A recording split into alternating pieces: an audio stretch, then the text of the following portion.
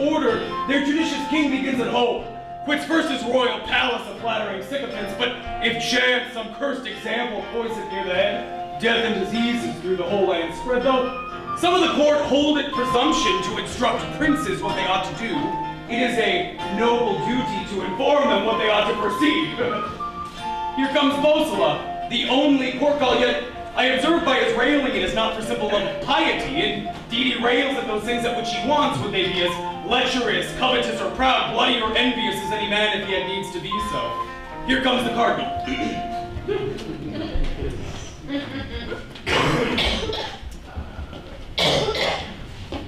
I do haunt you still. So? I have done you better service than to be slighted thus. Miserable age, where only the reward of doing well is the doing of it. You enforce your merit too much.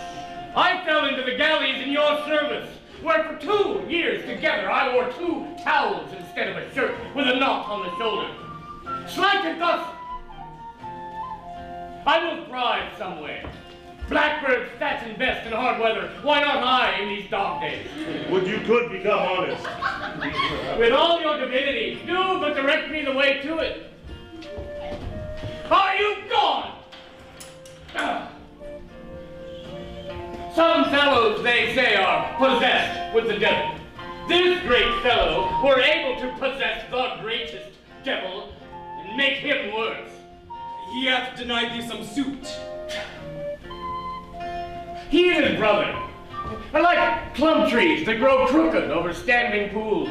They are rich or laden with fruit, but none but crows and jays and caterpillars feed on them.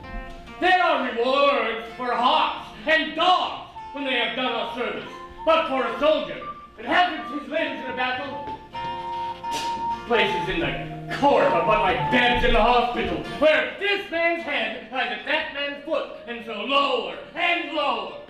I knew this fellow 7 years in the galleys for a notorious murderer, and 'twas thought the cardinal suborned it. Well, 'tis a great pity he should be thus neglected. I have heard it said he's very valiant. This foul melancholy will poison all his goodness. Present stings to fill, now you promise me to make me the partaker of some of the natures of your great court. The cardinal and other strangers newly come to court. I shout, up! Here comes the great Calabrian Duke. Who took the ring oftenest? Hi, Antonio Bologna, my lord. Tony Bologna. I don't get it, my lord. Our sister Duchess is great master of her household. Give him the jewel. When shall we leave this sport of action and fall to action indeed? Well, methinks, my lord, you should not desire to go to war in person. Why, my lord? Well, it is fitting that a soldier arise to be a prince, but not necessarily a prince descend to be a captain. No? No, my lord, believe my experience. That realm is never long and quiet. The ruler is a soldier. Thou toldest me thy wife could not endure fighting. True, my lord. And of a jest she broke of a captain she met full of wounds. I forgot it. Oh, she told him, my lord, that he was a pitiful fellow, to lie like the children of Israel, all intense. Intense. Why do you laugh? Methinks you that are courtier should be my touchwood. Take fire when I give fire, that is, laugh when I laugh. With a subject never so witty. Well, indeed, my lord, I myself have heard a very good jest and have scorned to seem to have so silly a wit as to understand it. But I can laugh at your fool, my lord. Well, he cannot speak, you know, but he makes faces. My lady cannot abide them. No. Nor endure to be in merry company. For she says too much laughing and too much company fills her too full of the wrinkle. I shall shortly visit you in Milan, Lord Silvio. Your grace shall arrive, most welcome. You are a good horseman, Antonio. You have excellent riders in France. What do you think of good horsemanship? Nobly, my lord. For out of the Grecian horse issued many famous princes, so out of brave horsemanship arise the first sparks of the growing resolution, which raises the mind to noble action.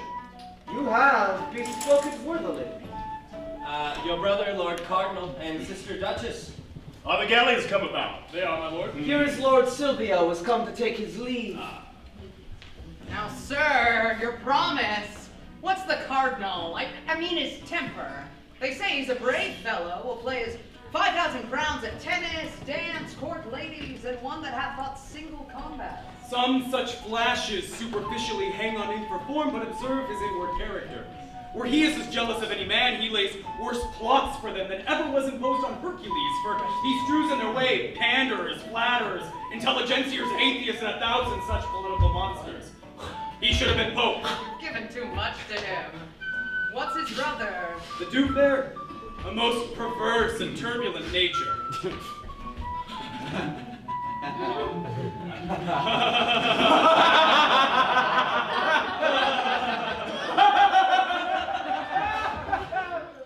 What appears in his mirth is merely outside. If he were to laugh all heartily, it is to laugh all honesty out of fashion. Twins. In quality, he speaks with others' tongues and hears men's suits with others' ears, will seem to sleep o'er the bench only to entrap offenders in their answers, dooms men to death by information, rewards by hearsay. Oh, then the law to him is like a foul black cobweb to a spider. He makes it his dwelling in a prison to entangle those shall feed him. Most true.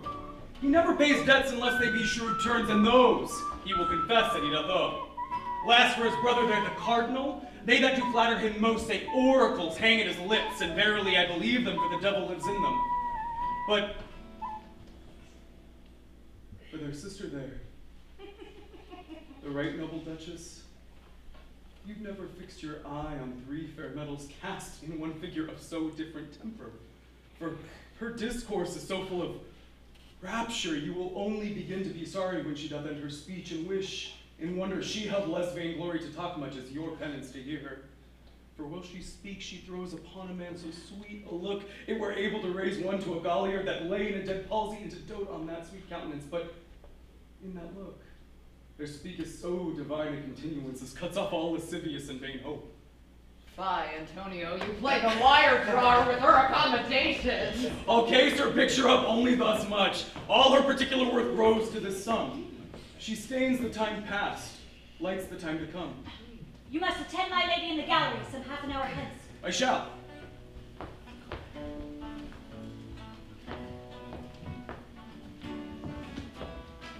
Sister, I have a suit to you. To me, sir?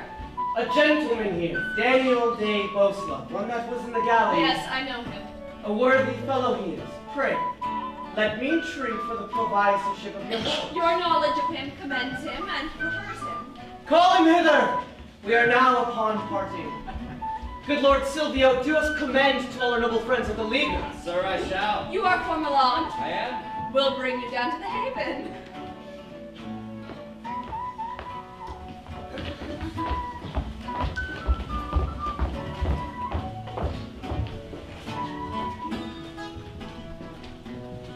Be sure you entertain that Bosala for your intelligence.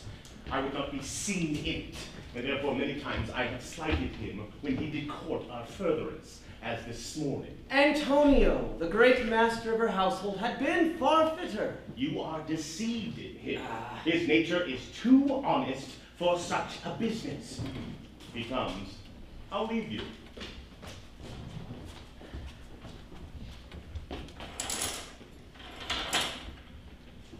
I was lured to you. My brother here, the cardinal, could never abide you. Never since he was in my debt. You must give great men leave to take their times. Distrust doth cause us seldom be deceived. You see, the oft shaking of the cedar tree fastens it more at root. Yet take heed. For to suspect a friend unworthily instructs him the next way to suspect you, and prompts him to deceive you. There's gold.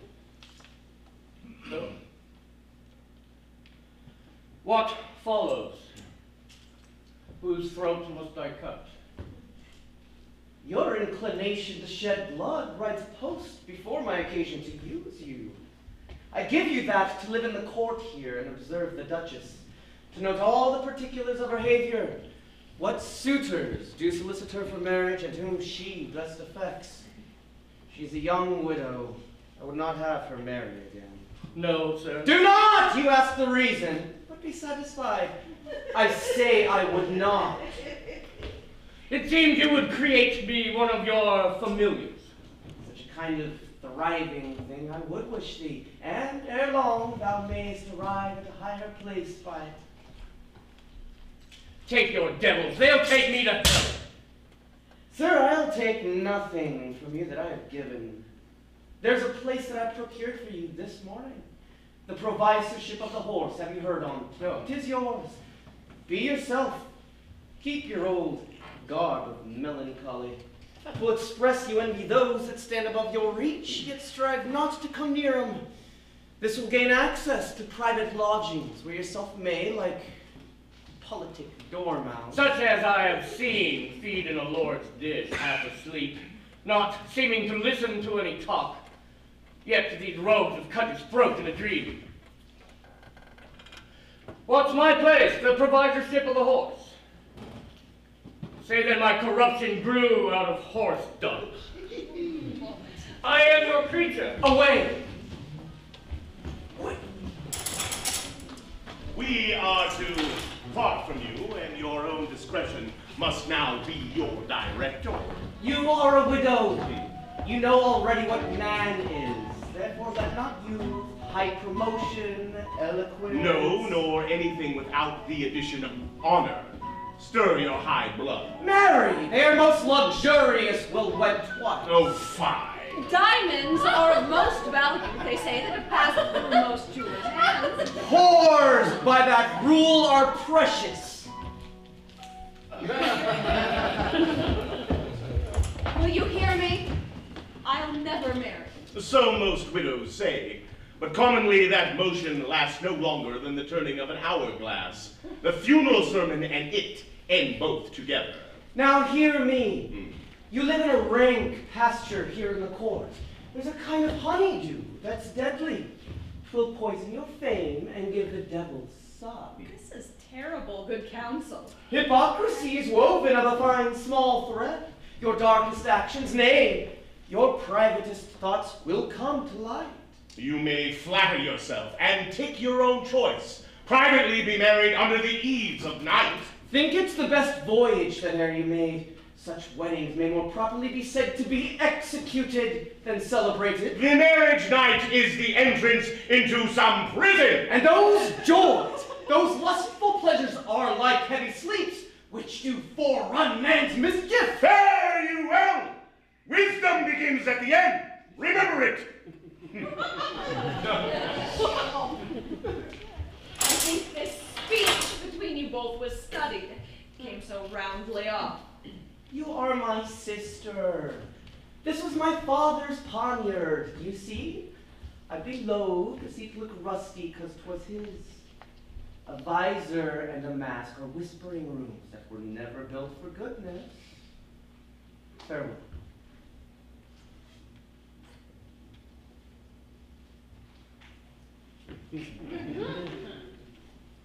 And women like that thing which like the lamprey hath ne'er a bone in. Why, sir? Nay! I mean the tongue! What cannot a neat knave with a smooth tail make a woman believe? Farewell, lusty widow! Shall this move me? If all my royal kindred lay in my way into this marriage, I'd make them my low footsteps. Cariola, to thy known secrecy, I have given up more than my life, my fame. Both shall be safe, for I'll conceal the secret from the world as warily as those that trade in poison keep poison from their children. I believe it. Is Antonio come? He attends you. Good Driscoll, leave me, but place thyself where thou mayest overhear us. Wish me good speed, for I am going into a wilderness where I shall find nor path, nor friendly clue to be my guide.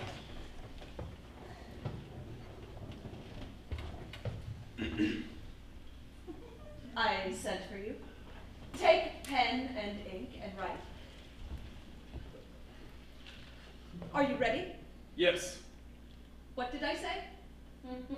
that I should write somewhat. Oh. I remember. 'Tis fit, like thrifty husbands, we inquire what's laid up for tomorrow. So say your beauteous excellence. Beauteous. Indeed, I thank you. I look young for your sake. You obtain my cares upon you. I'll fetch your grace the particulars of your revenue and expense. Oh, you are an upright treasurer, but you mistook. For when I said I meant to make inquiry what's laid up for tomorrow, I meant what's laid up yonder for me. Where? In heaven. I am making my will, as 'tis fit princes should. If I had a husband now, this care were quit, but I intend to make you overseer. What good deed shall we first remember? Say. Begin with that first good deed that began of the world. After man's creation, the holy sacrament of marriage. I would first have you provide for a good husband. Saint Winifred, that were a strange will. 'Twere stranger if there were no will in you to marry again. What think you of marriage? My banishment feeding my melancholy would often reason thus. Pray, let's hear it. Say, a man never marry nor have children. What takes that from him? Only the bare name of being father, or the weak delight to see a little wanton ride a cock a horse upon a painted stick, or hear him chatter like a taught starling. Why, what's all this? One of your eyes is bloodshot. Use my ring to it. They say 'tis very sovereign. It was my wedding ring, and I did vow never to part with it, but to my second husband.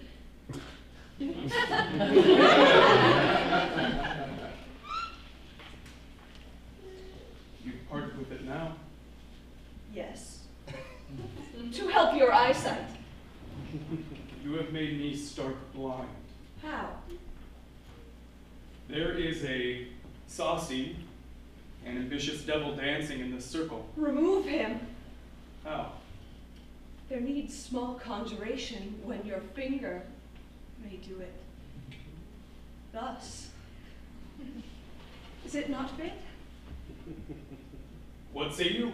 Sir, this goodly roof of yours is too low built. I cannot stand upright in it nor discourse without I raise it higher.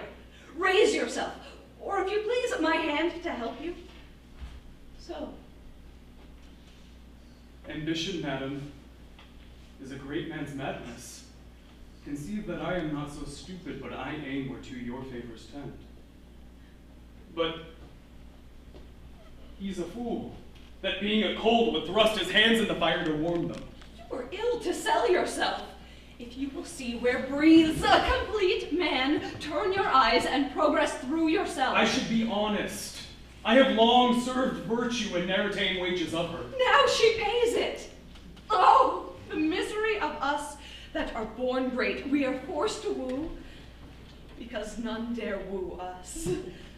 You have left me heartless. Mine is in your bosom. I hope 'twill multiply love there. You do tremble.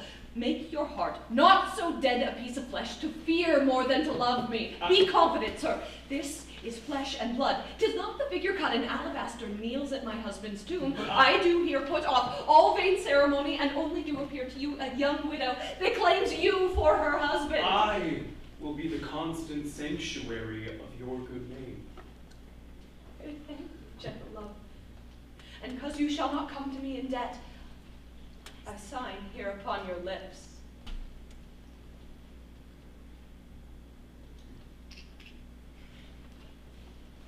I have seen children oft eat sweetmeats thus, as fearful to devour them too soon. But for your brothers. Think not on them. All discord without this circumference is to be pitied and not feared. Yet, if they do hear of it, time will easily scatter the tempest.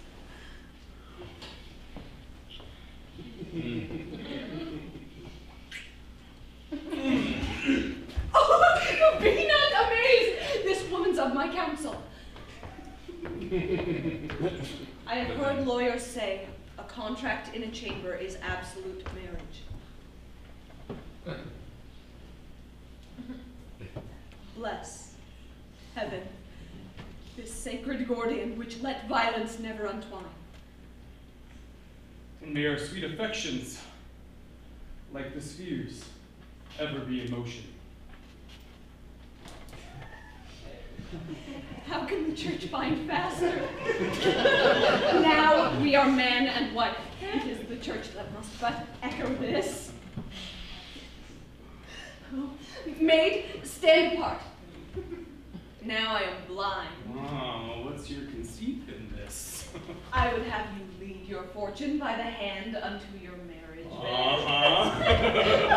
We'll only lie and talk together and plot to appease my humorous kindred. And if you please, lay a naked sword between us, keep us chaste.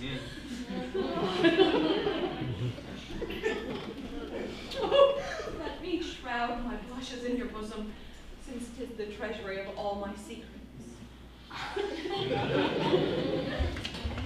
Whether the spirit of greatness or of woman reign most in her, I know not, but it shows a fearful madness. I owe her much of pity.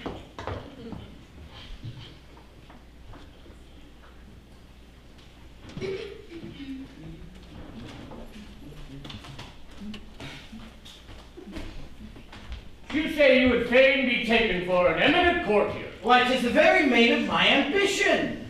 Let me see. Well, you have a reasonable good face for it already. When you come to be president in criminal causes, if you smile upon a prisoner, hang him.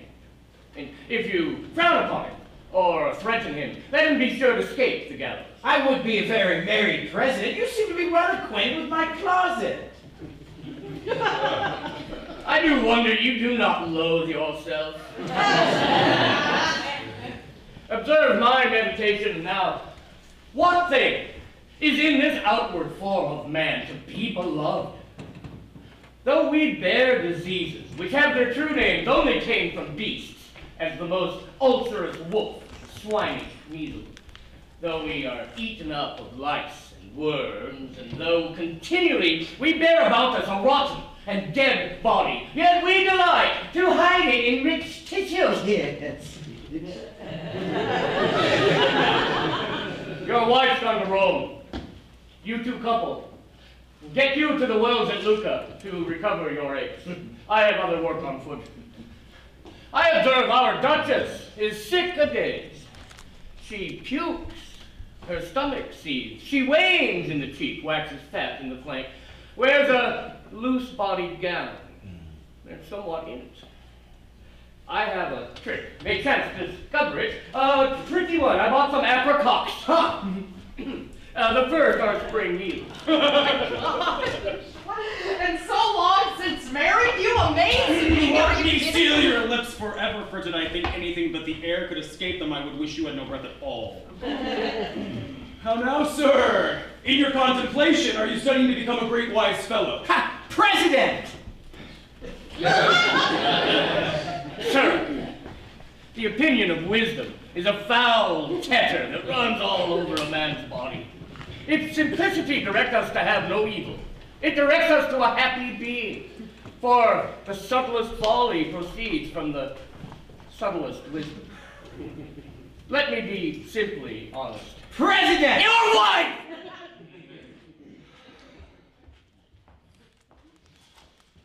I do understand you're inside. Do you, sir? Because you would not seem to appear the world, puffed up with your preferment, you continue this out-of-fashion melancholy. Leave it. Leave it. Give me leave to be honest in any phrase. I look no higher than I can reach. They are the gods that must ride on winged horses. A lawyer's mule of a slow pace suits both my disposition and my business.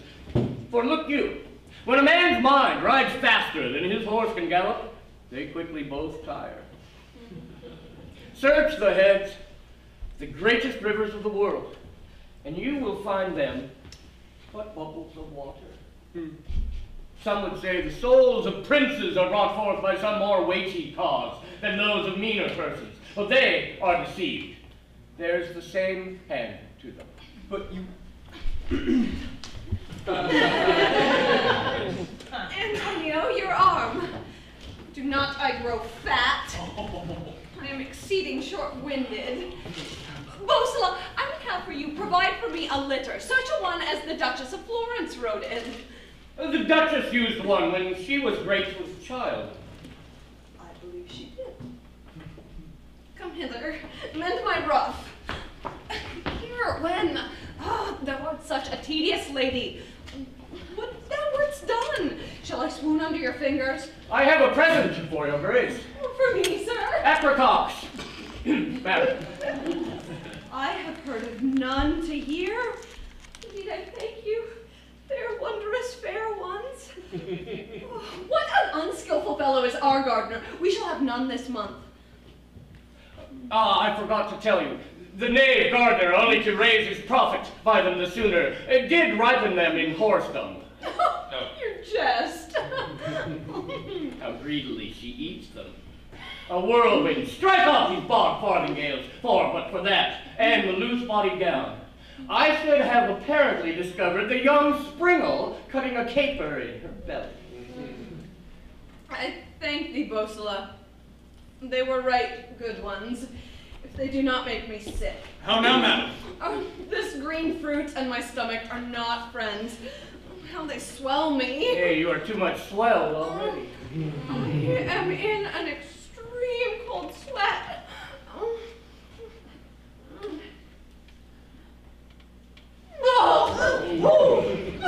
Lights to my chamber.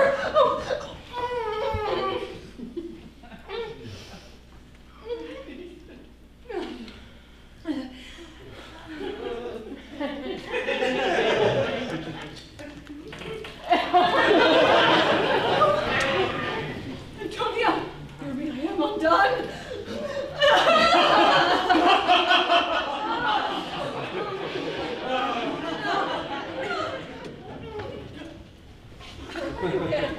Oh, my most trusty Delio, I fear she's fallen in labor and left no time for her remove. Have you prepared those ladies to attend her and procured safe conveyance for the midwife your Duchess plotted? I have. Make use then of this forced occasion. Give out that Bosela hath poisoned her with these apricots.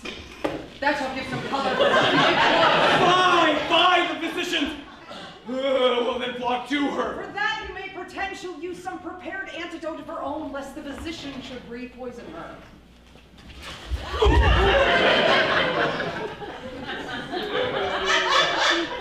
I'm lost in amazement. Nope, and I know not what to think on. Go. Oh, yeah. Ugh. It's everywhere.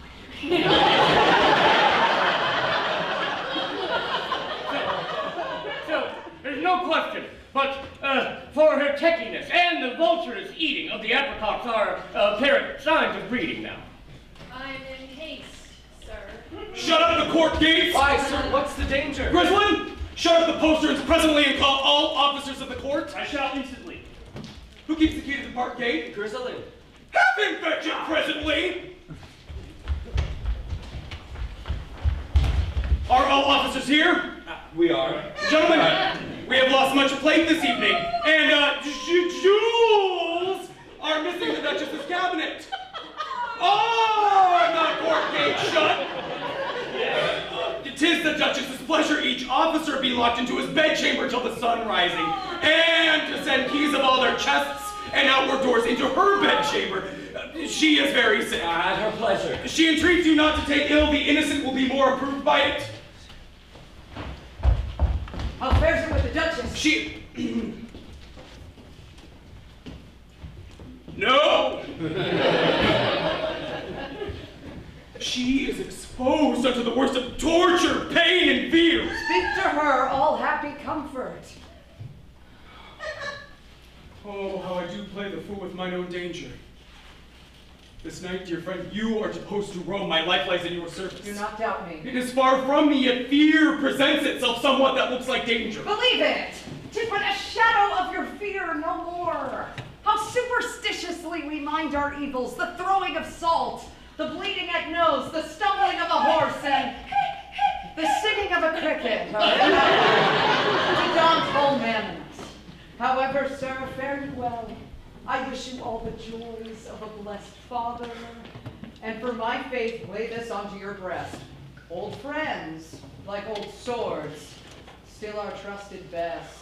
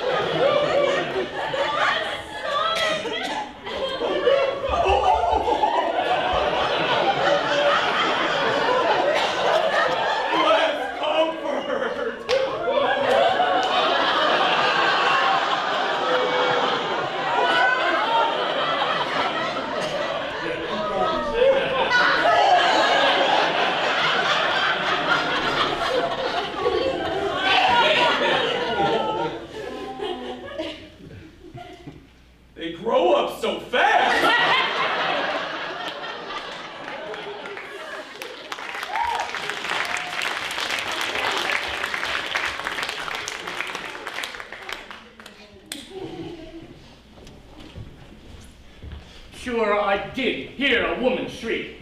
Listen. And the sound came, if I received it right, from the Duchess's lodgings. There is some stratagem in the confining all our courtiers to their several wards. I heard a noise. Who's there? What art thou? Speak! Antonio, put not your face nor body to such a forced expression of fear. I am Bosala, your friend. Oh, Bosala, this mold has undermined me. Did you not hear a noise even now? From where? From the Duchess's lodgings. Not I. Did you? I did. Oh, or else I dreamed. Let's walk forward. No! No. It may be, but 'twas the, rising of the wind. Very likely. Methinks 'tis very cold. Yet you sweat. You look wildly. I have been setting a figure for the Duchess's jewels. How follows your question? What's that to you? 'Tis rather be questioned what design you have when all men were commanded to their lodgings makes you a night walker. In truth, I'll tell you.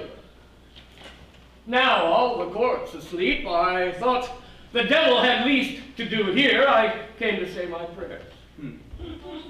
This fellow will undo me. You gave the Duchess apricots. Today, pray heaven they were not poisoned. Poison. And jewels stolen too. In my conceit, none are to be suspected more than yourself. You are a false steward. Saucy slave, I'll pull you up by your roots. Maybe the ruin will crush you to pieces. You are an impudent snake indeed, sir. Are you scarce warm that you do not show your sting?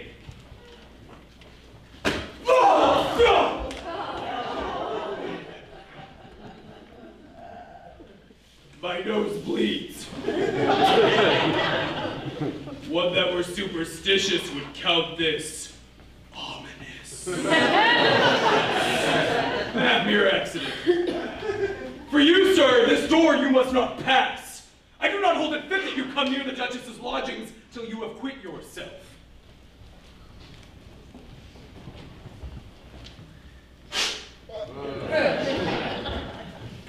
Antonio, here about drop of paper. What's here?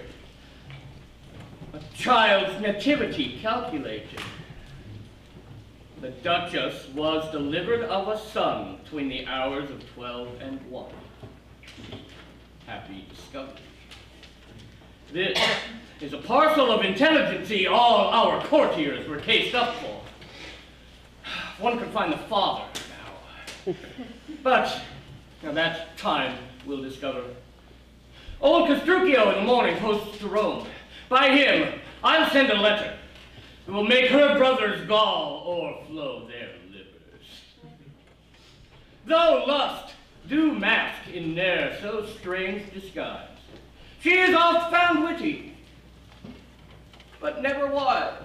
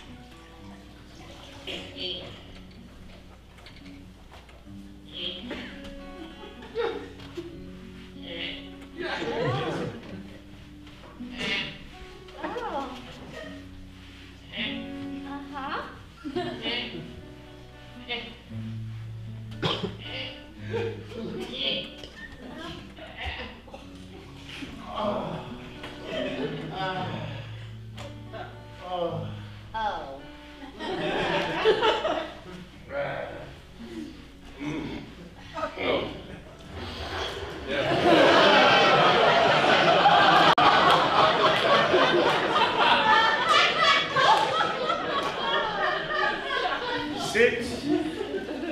Thou art my best of wishes. Prithee, tell me, what trick didst thou invent to come to Rome without thy husband? Why, my lord, I told him I came to visit an old anchorite here for devotion. Thou art a witty false one. You have prevailed with me beyond my strongest thought. I would not now find you inconstant. Do not put thyself into such a voluntary torture which proceeds out of your own guilt. How, my lord? You fear my constancy because you have approved those giddy and false things in your own self. So, my lord. Why do you weep? Are tears your justification? The self-same tears will fall into your husband's bosom, lady, with a loud protestation that you love him above all the world. Come, I'll love thee wisely, because I'm certain you cannot make me cuckold. I'll return home to my husband. You may thank me, lady. I have taken you off your melancholy perch, bore you upon my fist. As I have you, sir. Bore you upon my fist, showed you game and let you fly at it. When thou was with thy husband, thou was watched like a tamed elephant. Still, you are to thank me. Thou hast only kisses from him and high feeding. But what delight was that? 'Twas like one that hath a little fingering on the lute, yet cannot tune it. Oh. Who's there? Madam, a gentleman that's come post from Malfi desires to see you. Let him enter or withdraw. He says your husband, old Castruccio's, come to Rome. Most pitifully tired with riding post.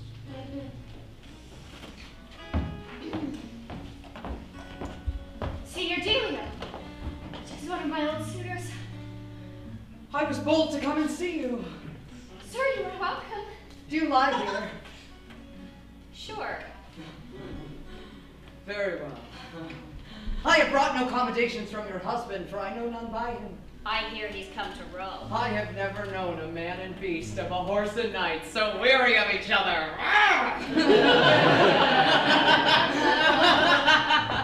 Your laughter is my pity. Lady, I know not whether you want money, but I have brought you some. From my husband? No, from mine own allowance. I must hear the condition ere I be bound to take it. Your husband's come, hath delivered a letter to the Duke of Calabria that, to my thinking, hath put him out of his wits. Sir, you here. Say your business and your suit as briefly as may be. With good speed. I would wish at such time as you are non-resident with your husband, my mistress. Sir, I'll go ask my husband if I shall, and straight return your answer.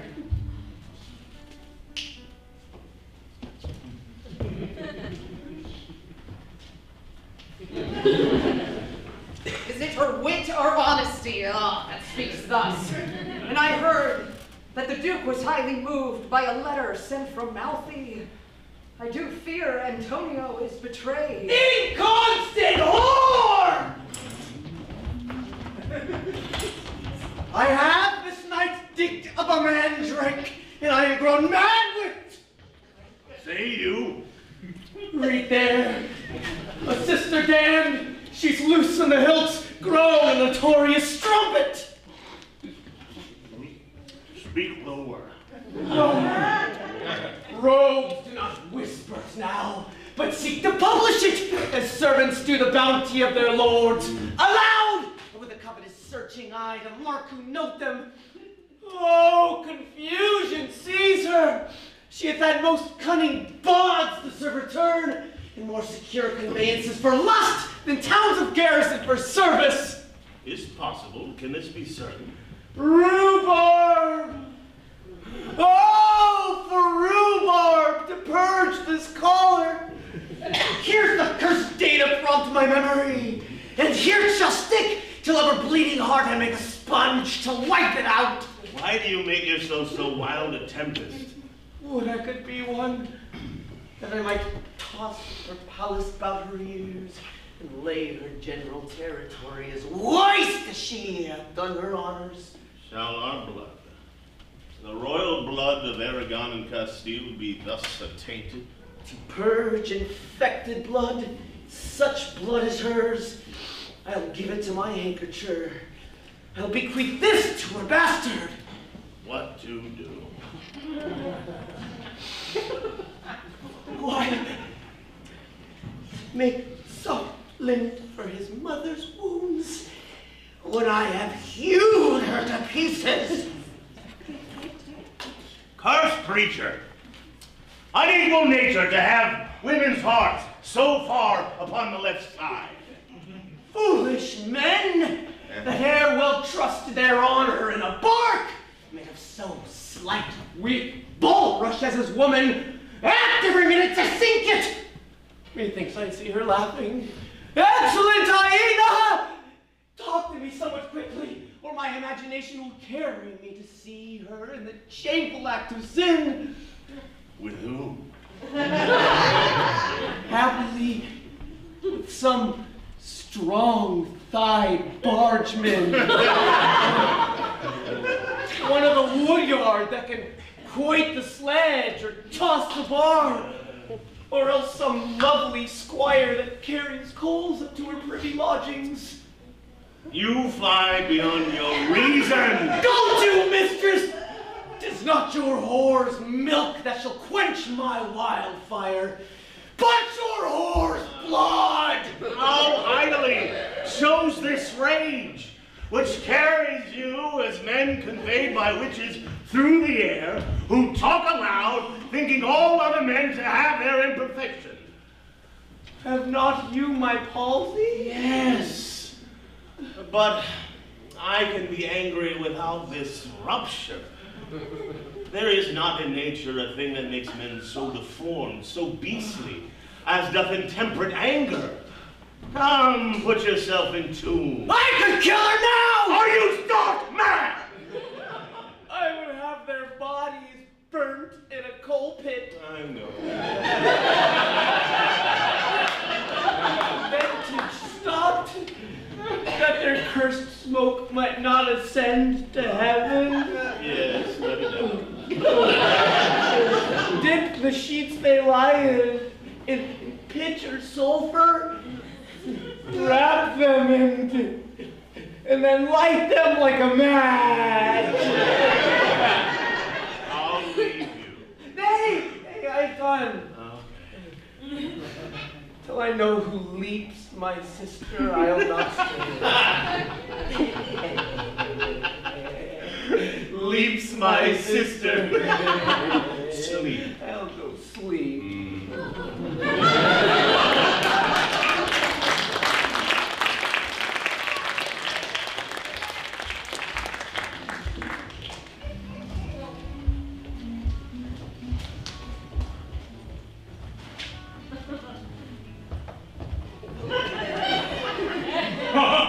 Our noble friend, my most trusty Delio, you have been a stranger long at court. Came you along with the Lord Ferdinand? I did, and how fares your noble Duchess? Oh, right fortunately well. She's an excellent feeder of pedigrees. Pray, sir, tell me, hath the news yet arrived to the ear of the Lord Cardinal? I fear it hath. The Lord Ferdinand that's newly come to court bears himself right dangerously. And what say the common people? The common rabble do directly say that she is a strumpet. The Lord Ferdinand! I am instantly to bed, for I am weary. Is going to bed. How is't, worthy Antonio? But, sir, we are to have private conference about a scandalous report is spread touching mine honor. Let me be ever deaf to it. Go. Be safe in your own innocency. Oh, blessed comfort. This deadly air is purged.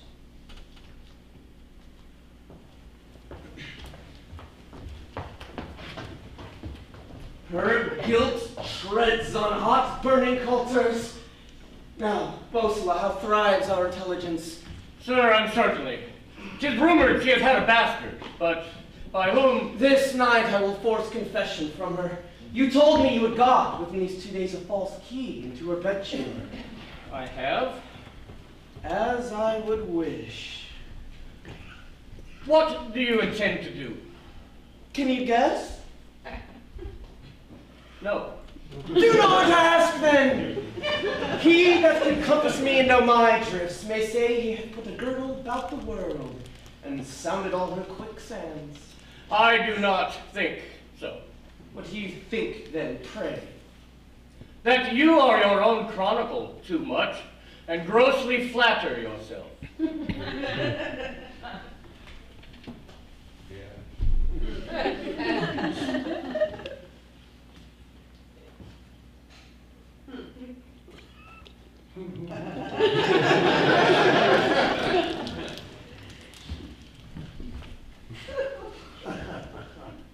Give me thy hand.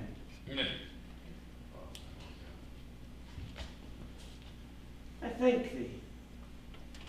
I never gave pension but to flatterers till I entertained me. Farewell. That friend, a great man's ruin, strongly checks, who rails into his belief all his defects.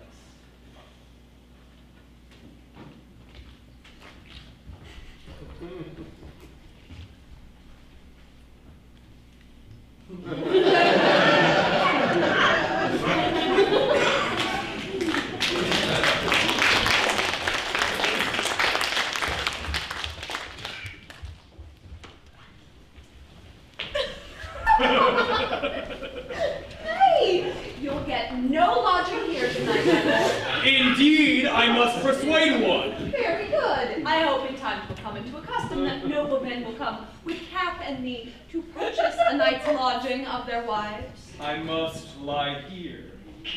Must. You are a lord of misrule. Indeed, my rule is only in the night. To what use will you put me? We will sleep together. Oh.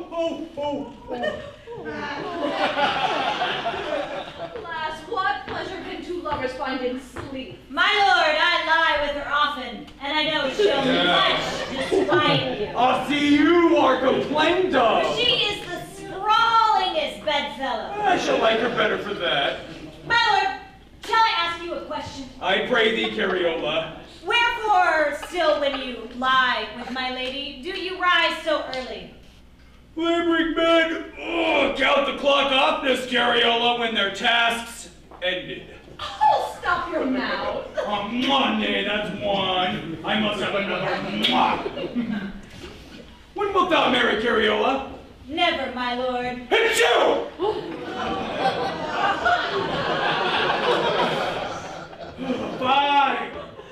Fie upon this single life, forego it. We read how Daphne, in her peevish flight, became a fruitless bay tree.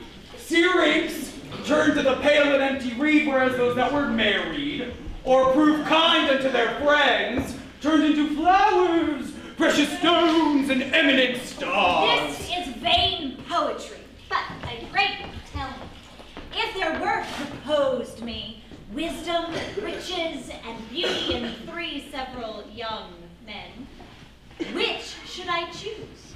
'Tis a hard question. This was Paris' case, and he was blinded, for how was possible he could choose right, having 3 amorous goddesses in view, and they stark naked? Now I look upon both your faces, so well formed it puts me in mind a question I would ask. What is it? I do wonder why hard-favored ladies, for the most part, keep worse-favored waiting women to attend on them and cannot endure fair ones. When were we so married?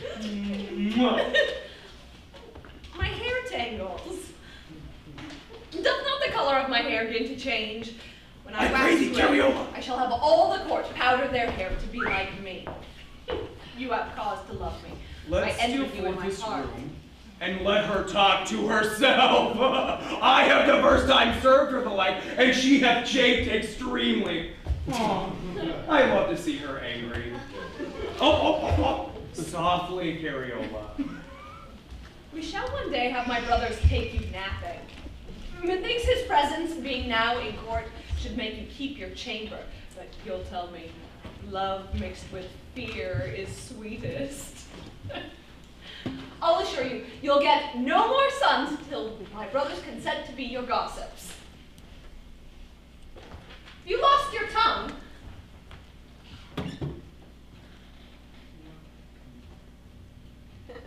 Is welcome. For know, whether I'm doomed to live or die, I can do both like a prince. Die then, quickly! Do not speak. Pray, sir, hear me, I am married. So, Happily not to your liking, but that, alas, your shears do come untimely now to clip the bird's wings that's already flown. Will you see my husband? yes, if I could change eyes with a basilisk. sure you came The howling of a wolf is music to thee, screech owl. Prithee, peace! Whate'er thou art that hast enjoyed my sister, for I am sure thou hearest me. For thine own sake, let me not know thee.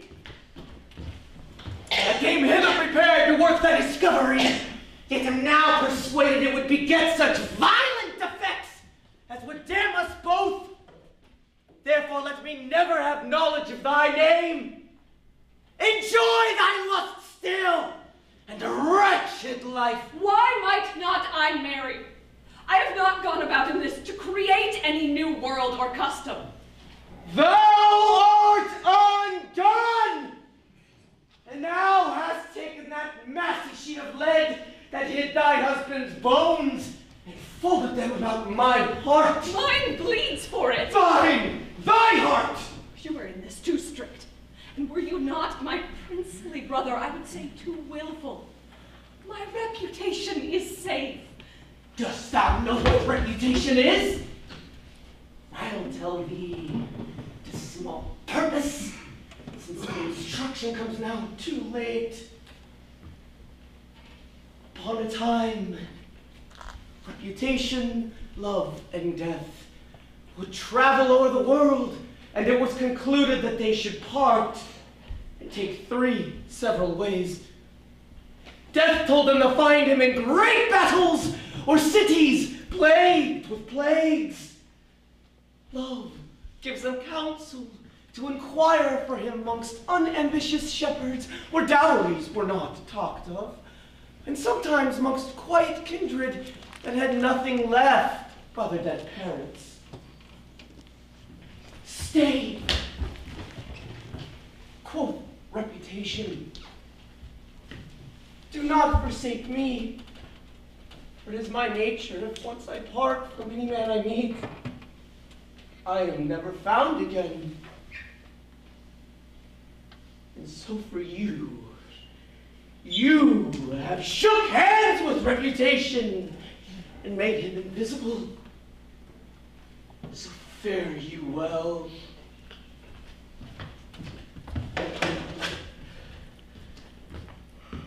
I will never see you more.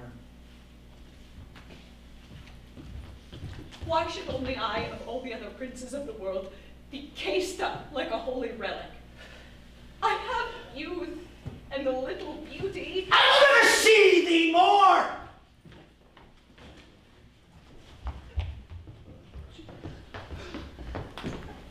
Saw you this apparition? Yes! How came ye hither? We are betrayed! I should turn this to thee for that! Pray, sir, do.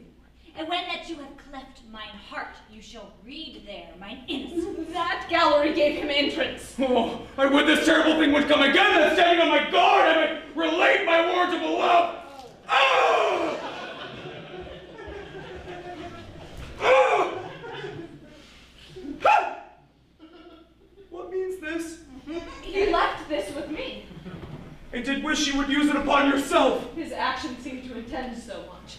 This hath a handle to it, as well as a point. Turn it towards him. Ah! Oh no! Who knows? More earthquakes? Stand as if mine beneath my feet were ready to be blown up. 'Tis Bosala.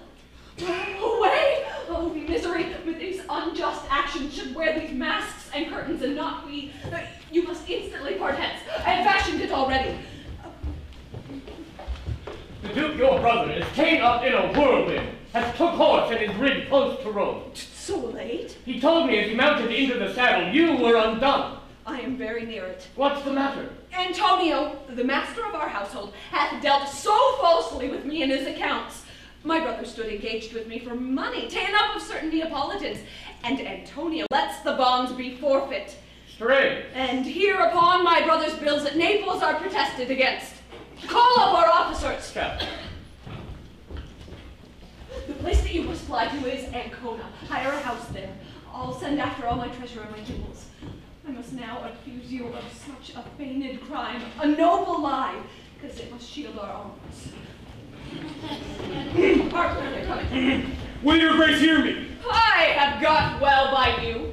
You have yielded me 1,000,000 of loss. I'd like to inherit the people's curses for your labor. Gentlemen, I would have this man be an example to you all. I pray, let him, for has done that, alas, you would not think on.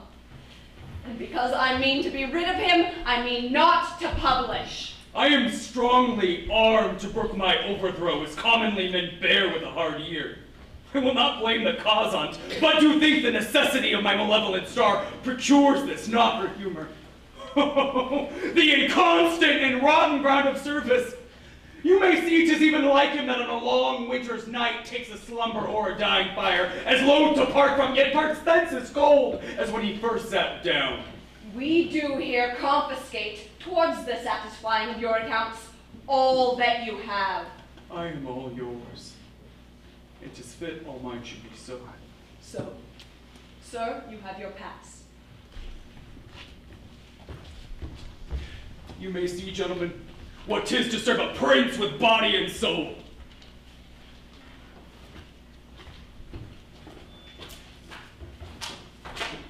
I would know. What are your opinions of this, Antonio? He could not abide to see a pig's head gaping. I thought your grace would take him for a Jew. I would you had been his officer for your own sake. You would have had more money. He stopped his ears with black wool, and to those that came in for money said he was thick of hearing. Oh, some said he was an hermaphrodite. Leave us!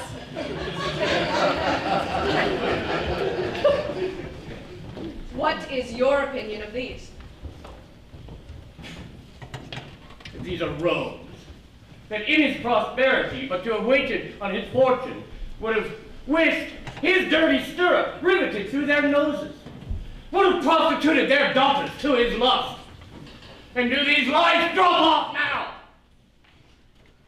Well, never look to have the like again. Alas, poor gentleman. Poor? He hath amply filled his coffers. Sir, he was too honest. Let me show you what a most unvalued jewel you have in a wanton humor thrown away. He was an excellent courtier, most faithful, a soldier that thought it as beastly to know his own value too little, as devilish to acknowledge it too much. But he was basely descended. You will watch him. Fare thee well, Antonio. Though the malice of the world would needs down with thee, it cannot be said yet that any ill happened unto thee, considering thy fall was accompanied with virtue. Oh, you render me excellent music. Say it. This good one that you speak of is my husband. Do I not dream? Can this ambitious age have so much goodness in it as to prefer a man merely for worth, without the shadows of wealth and painted honor possible? I have had a child by him. Fortunate lady, for you have made your own private nuptial bed the humble and fair seminary of peace, no question but. Many an unbeneficed scholar shall pray for you for this deed, and rejoice that some preferment in the world can yet arise from merit. The virgins of your land that have no dowry shall hope your example will raise them to rich husbands. As for Antonio, his fame shall likewise flow from many a pen. As I taste comfort in this friendly speech, so would I find concealment. Oh, the secret of my prince, which I will wear on the inside of my heart. You shall take charge of all my coin and jewels and follow him, for he retires himself to Ancona.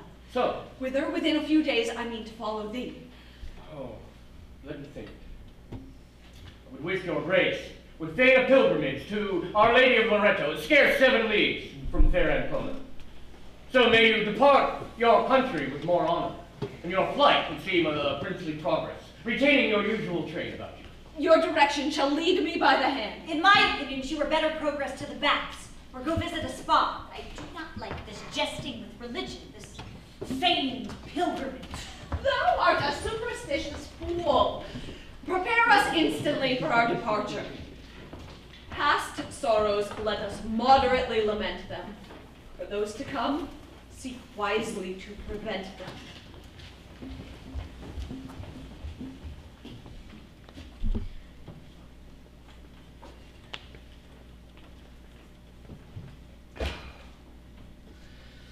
A politician is the devil's quilted anvil. He fashions all sins on him, and the blows are never heard. He may work in a lady's chamber. It's here for proof. What rest? But I reveal all to my lord. This base quality of intelligence. Why, every quality in the world prefers but game, commendation. Now, for this act, I am certain to be raised. Yet men who paint weeds to the life are praised.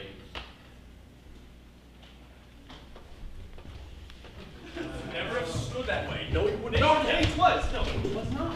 Hey, he thinks it was not. He's all right. He was wrong. He wanted to. He intended so.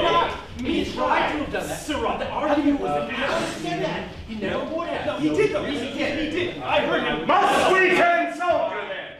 The Emperor, hearing your worth that way, ere you attain this reverend garment, joins you in commission. Bosela arrived. Huh? What should be the business? Some falling out amongst the cardinals? Mark Prince Ferdinand. Very salamander lives in his eyes and mark the eager violence of fire. That cardinal hath made more bad faces with his oppression than ever Michelangelo made good ones.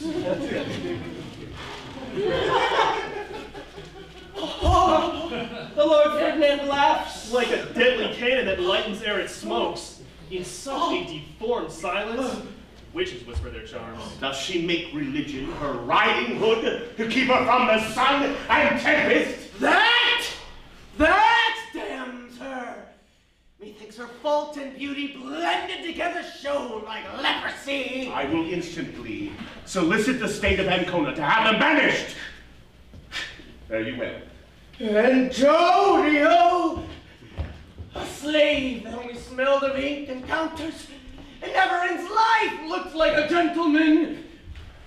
Fare you well! No! Antonio!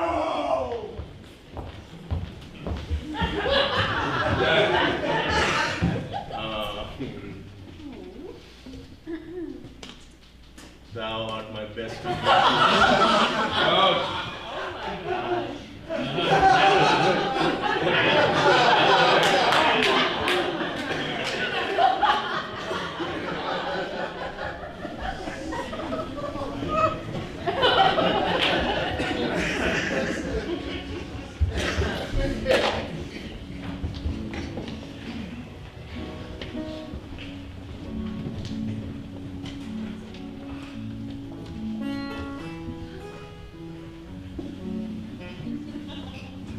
I have not seen a goodlier shrine than this. Yet, I have visited many. Oh, the cardinal is this day to resign his cardinal's hat. His sister, Duchess, likewise has arrived to pay her vowed pilgrimage. I expect a noble ceremony. No question. They come.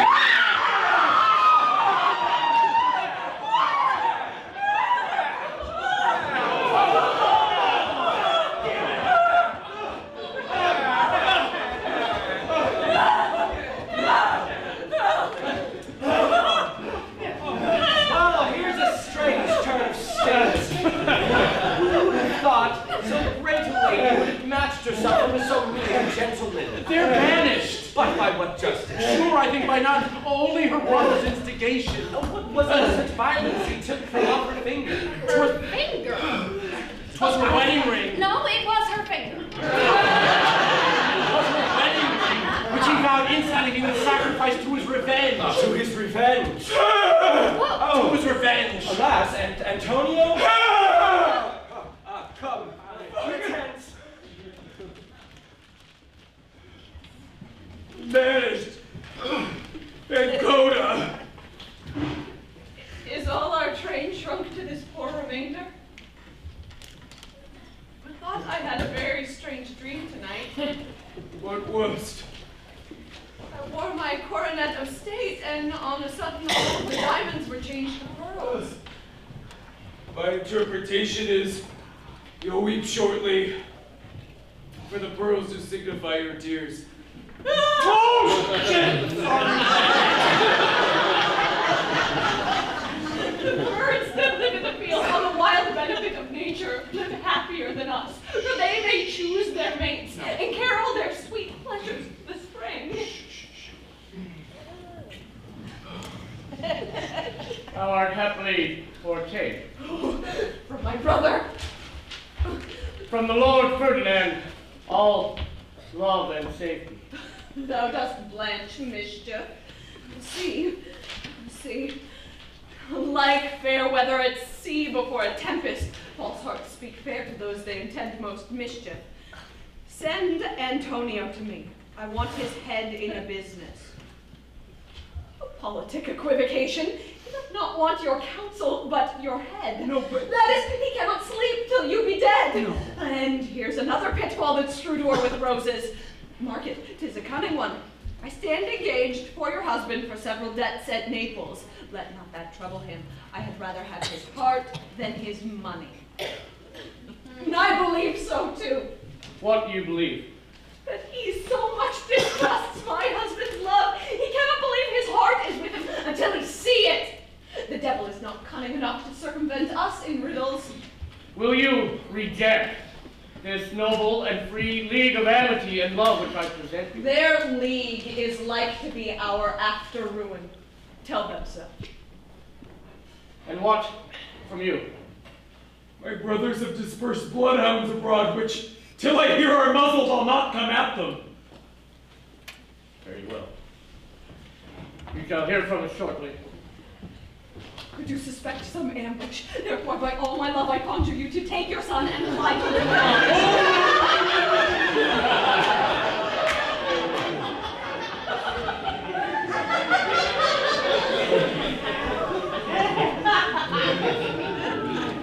You counsel safely. Best of my life, fare you well. If we must part, heaven hath a hand in it. I know not which is best, to see thee dead or part with thee. Oh, farewell, boy. Thou art happy thou hast not understanding to know thy misery. Oh! Bless comfort. Oh! Do not weep! Heaven fashioned us from nothing, and we strive to bring ourselves to nothing. Cariola,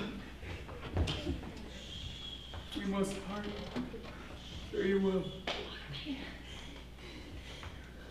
Let me look on you once more.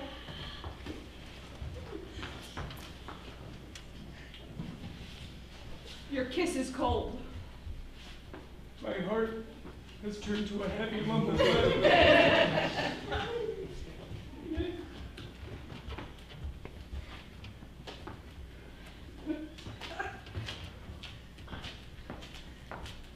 There you go.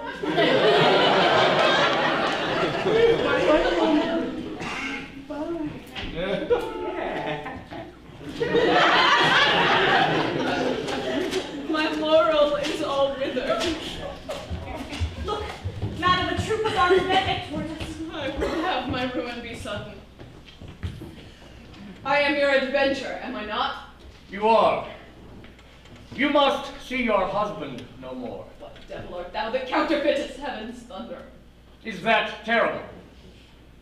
I would have you tell me whether Is that note worse, that frights the silly birds out of the corn, or that which doth allure them to the net? Come. To what prison? To none. Whither then? To your palace.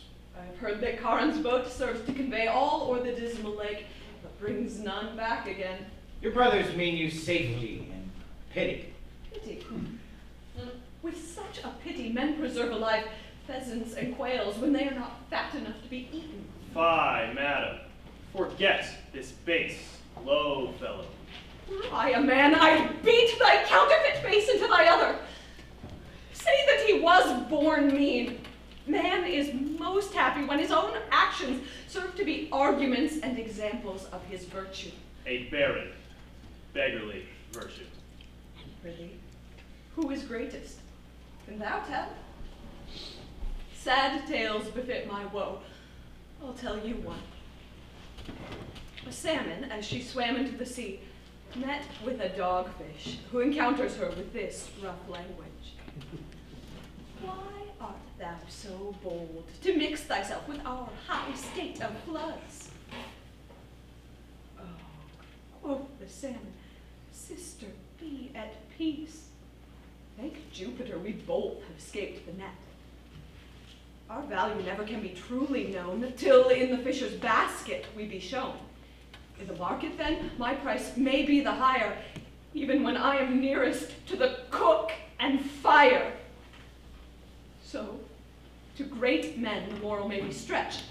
Man oft is valued high, and he's most wretched. Come, whither you please. I am armed against misery, bent to all sways of the oppressor's will. There's no deep valley, but near some great hill.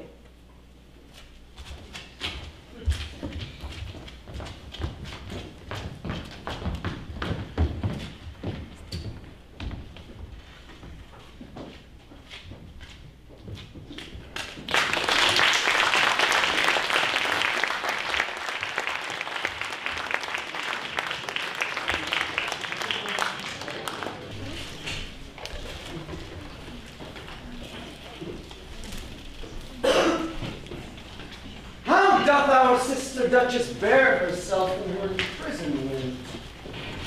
Nobly. She's sad as one long used to it, and she seems rather to welcome the end of misery. And her silence, methinks, expresseth more than it could speak. Curse upon her. Inform her what I told you.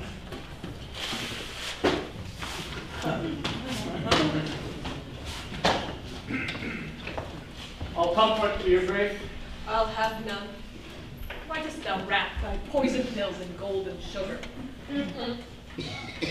Your brother, the Duke, is come to visit you. And he sends you word, because once he rashly made a solemn vow never to see you more. He comes in the night. And he prays you gently, no torch nor taper shine in your chamber.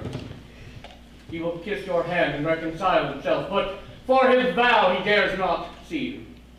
At his pleasure, take hence the light.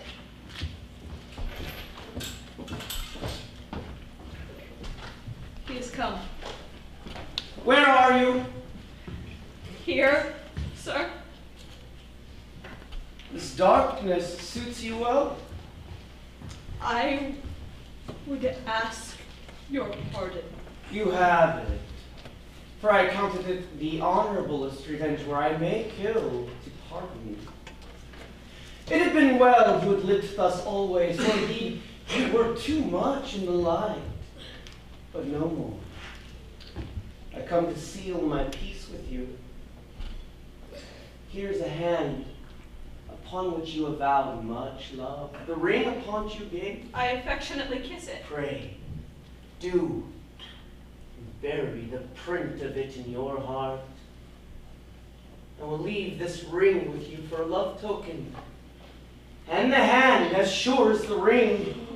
And do not doubt but you shall have a heart too. You are very cold. I fear you are not well after your travel. Lord, lights! Let her have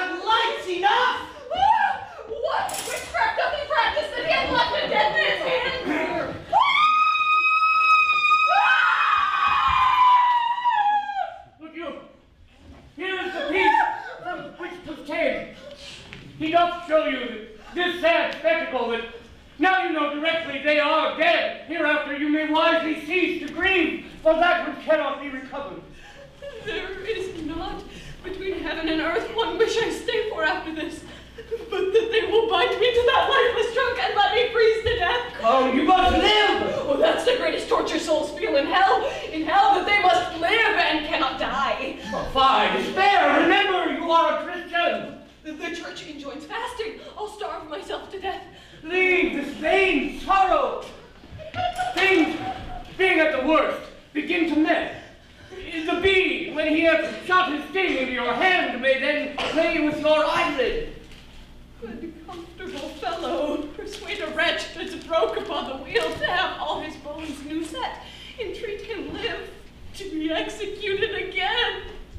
Oh, by my life, I pity you. Oh, thou art a fool then, to waste thy pity on a thing so wretched as cannot pity itself. What art thou? One that wishes you long life. Why would thou art hanged for that horrible curse thou hast given me? I'll go pray. No, I'll go curse. Aye. I could curse the stars. You, the stars shine still. Oh, but you must remember my curse hath a great way to go. Aye, lady. Come, howl them this, and say, I long to bleed. It is some pity when men kill with a speed.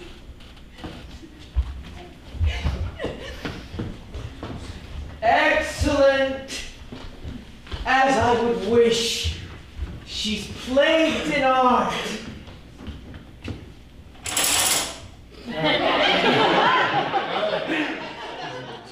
These presentations are but framed in wax, and she takes them for true, substantial bodies.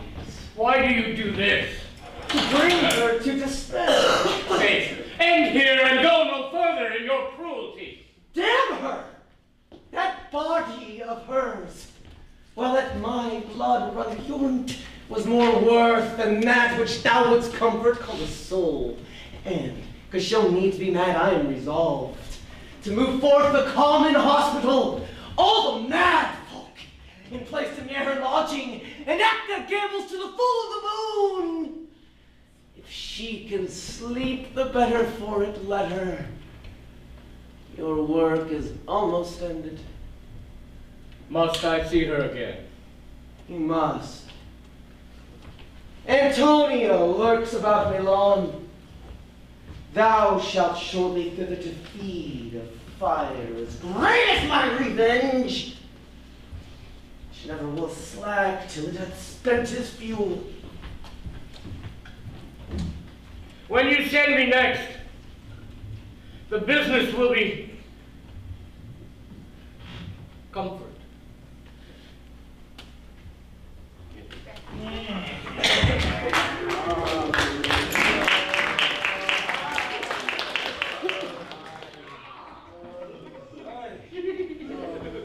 What hideous noise was that? 'Tis the wild consort of madmen, lady, which your tyrant brother hath placed about your lodging. Indeed, I thank him, for nothing but noise and folly can keep me in my right wits, whereas reason and silence would make me stark mad. Discourse to me some dismal tragedy. Oh, 'twill increase your melancholy. Thou art deceived. To hear of greater grief would lessen mine. This is a prison. Yes, but you shall live to shake the currents off. Thou art a fool. The robin redbreast and the nightingale never live long in cages. Pray, dry your eyes. Dost thou think we shall know one another in the other world? Yes, out of question. Oh, that I could hold some 2 days' conference with the dead. From them I should learn somewhat I never shall know here. Oh, I'll tell thee a miracle. I am not mad yet, to my cause of sorrow. Necessity makes me suffer constantly, and custom makes it easy. Yet I am not mad.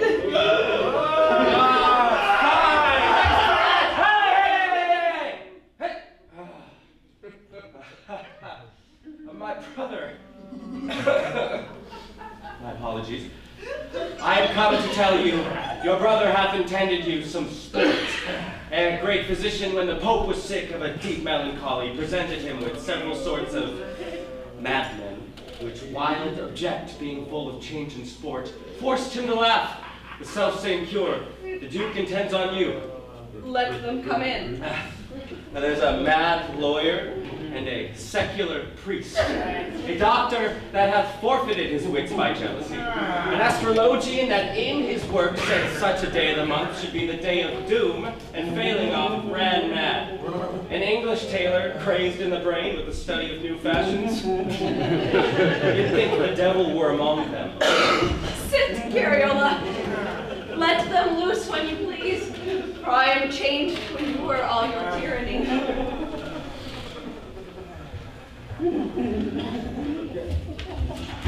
Doomsday's not come yet! I'll make a glass set the whole world on fire in this house. I can't All the devils are continually blowing up I women. would have out his robbery! I will lie with every woman in Mount Why so you're in? The Titan Knight sells it to the Puritans. I have skill in heraldry. Fast! Come, sir, I will lay the law to you. The law I have my glass. Show a sight. They know that when you're here, call me mad, doctor. Oh, the college they throw their caps at me. I made the soap boiler constipated. It was my masterpiece. Is he mad too? Pray, question him. I'll leave you. He's not mad, sure. Dost know me? Yes. What am I? Thou art a box of worm seed at best. What's this flesh? A little crud of milk? Fantastical puff paste. Our bodies are weaker than those paper prisons boys used to keep flies in. More contemptible, for ours is to preserve earthworms. Didst thou ever see a lark in a cage? Such is the soul in the body. This world is like her little turf of grass, and the heavens are our heads, like her looking glass, only give us miserable knowledge of the small compass of our prison. I am the Duchess of Malfi still. Thou art some great woman, sure. For riot begins to sit on thy forehead, clad in gray hairs, 20 years sooner than on a merry milkmaid. Thou art very plain. My trade is to flatter the dead, not the living. I am a tomb maker. Comest thou to make my tomb? Yes. Here is a present from your princely brothers. And may you find it welcome, for it brings last benefit, last sorrow. Oh, my sweet lady.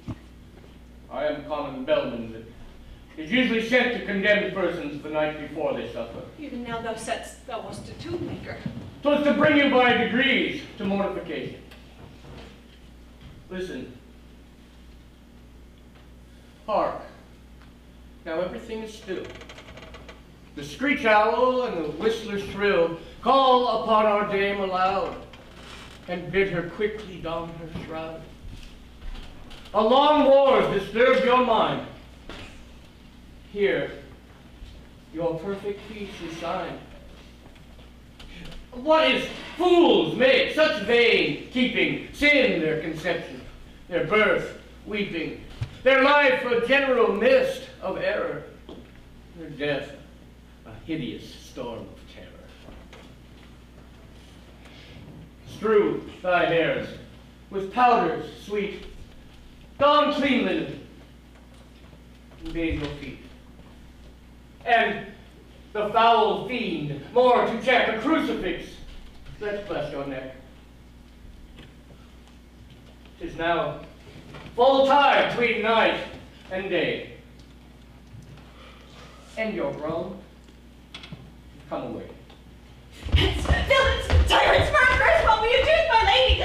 Call for help to whom? To our next neighbors. They are all mad folk. Farewell, Carriola. In my last will, I have not much to give thee. Many hungry guests have fed upon me. Thine will be a poor reversion. I will die with her. Remove that noise!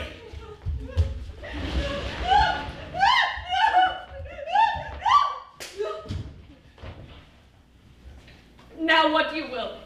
These are your executioners. I forgive them. Doth not death fright you? Who would be afeard of it, knowing to meet such excellent company in the other world? Methinks the manner of your death should much afflict you. This cord should terrify you. Not a whit. Go tell my brothers, I perceive death. Now I am well awake. Best gift is they can give, or I can take. I'll not be tedious to you. We are ready. Pull, and pull strongly, for your able strength must hold down heaven upon me.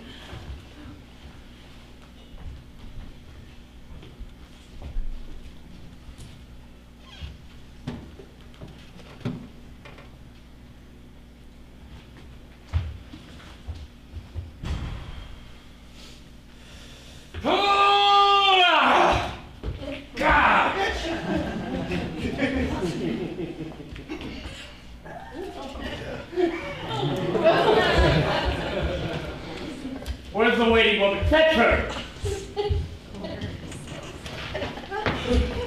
Look you! There sleeps your mistress. You are damned perpetually for this. My turn is next, is not so ordered. Yes. I'm glad to see you are so well prepared for it. You are deceived, sir. I am not prepared for it. I will not die. I will first come to my answer and know how I have offended. Come, dispatch her. You have kept her counsel, now you shall keep ours. I will not die. I must not. I am contracted to a young gentleman. Here's your wedding ring. Let me, please, just speak with the Duke. I'll discover treason to his person. Delay! Follow her! No, She bites! Ah! And scratches!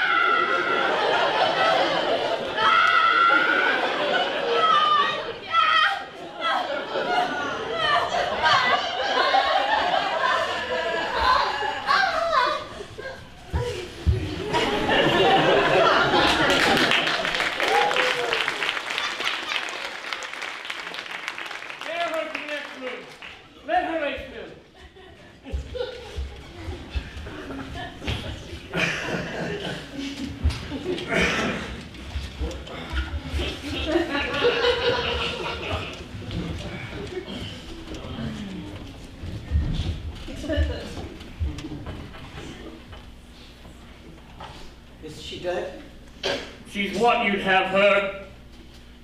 Fix your eye here. Constantly. Do you not weep? Other sins only speak.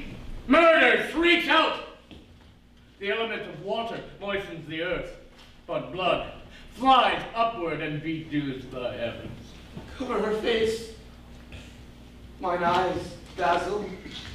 She died young. She and I were twins, and should I die this instant, I'd have lived her time to a minute.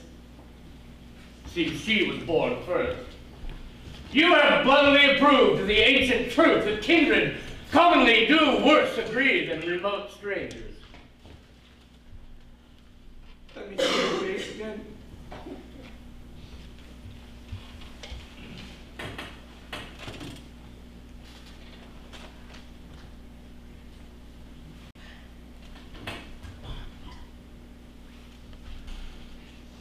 Why didst thou not pity her? What an excellent, honest man mightst thou have been if thou hadst borne her to some sanctuary, or bold in a good cause opposed thyself with thy advanced sword above thy head, between her innocence and my revenge. I bade thee when I was distracted of my wits. Go, O my dearest friend, thou hast done. I hate thee for it! For my sake say thou hast done much ill. Well, let me quicken your memory. For I perceive you are falling into ingratitude. I challenge the reward due to my service.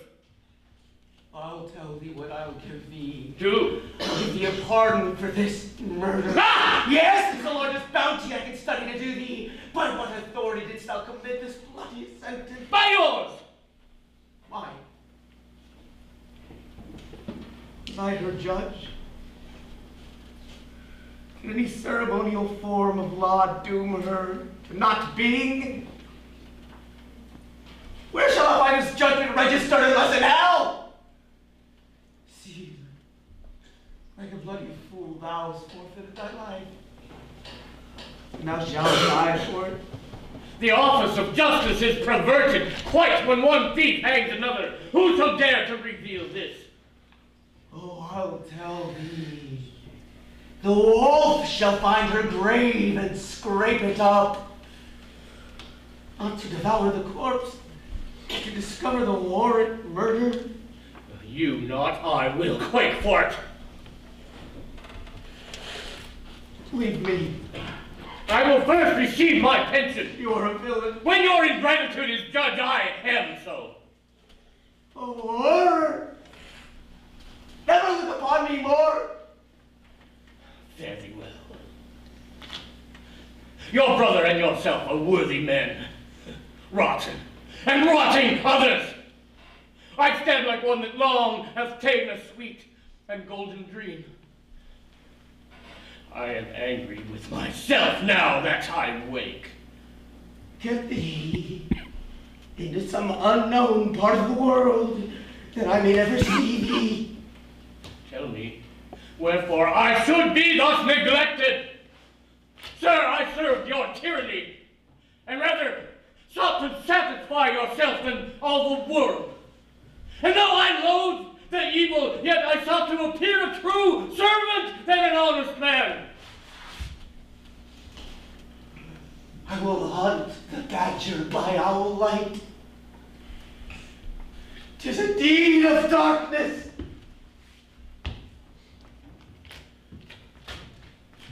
He's much distracted.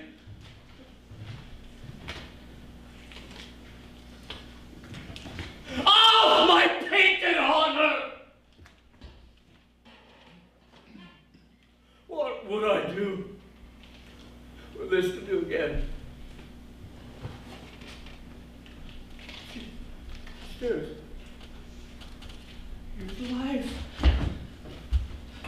return, fair soul from darkness, and lead my heart out of this sensible hell.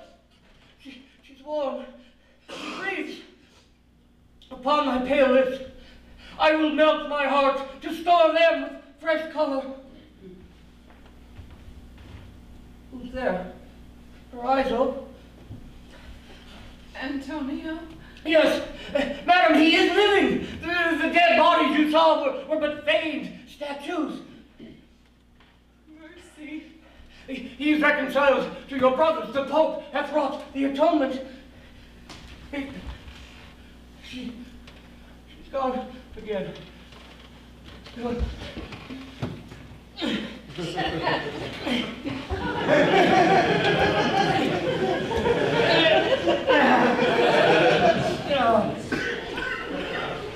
He's gone! Oh, sacred innocence that sweetly sleeps on turtles' feathers, wherein a black register is a guilty conscience, wherein is writ all our good deeds and bad, a perspective that shows us hell. These tears, I'm very certain, never grew in my mother's milk. Where were these penitent fountains? Well, she was living.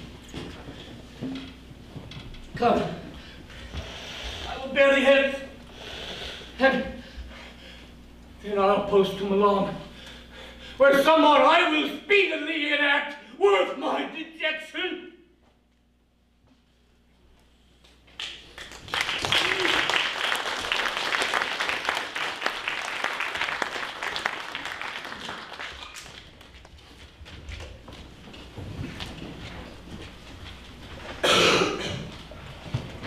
Think you of my hope of reconcilement to the Aragonian brethren. I misdoubt it, for though they have sent their letters of safe conduct for your repair to Milan, they appear but next to entrap you.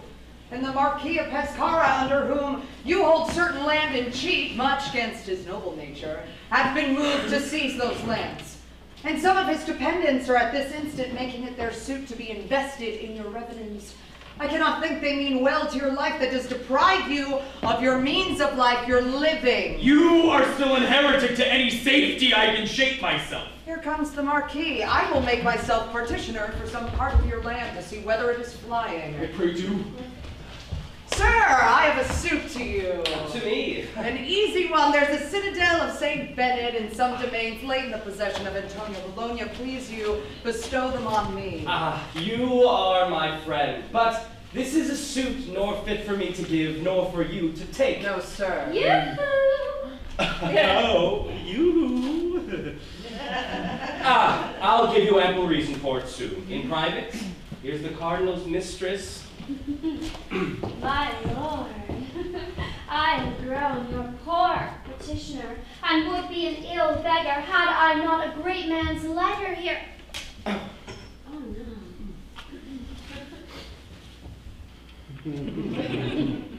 The Cardinal, to court you in my favor. Yes.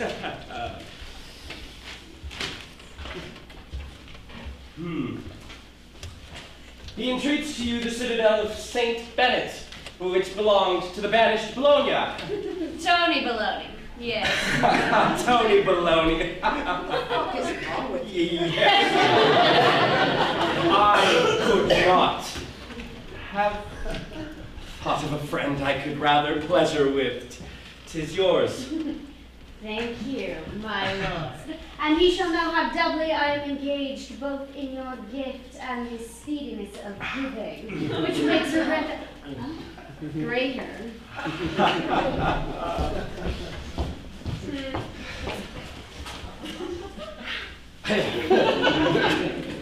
Sir, I am little bound to you. Why? You deny this suit to me and give it to such a creature? Well, do you know what it was?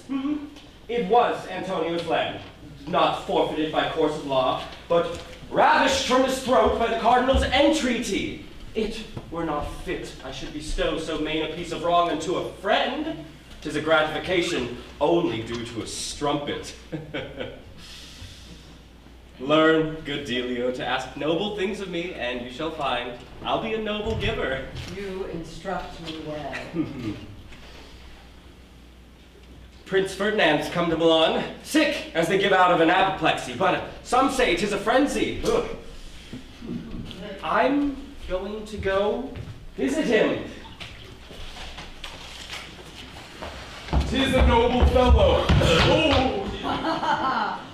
What course do you mean to take, Antonio? This night I mean to venture on my fortune.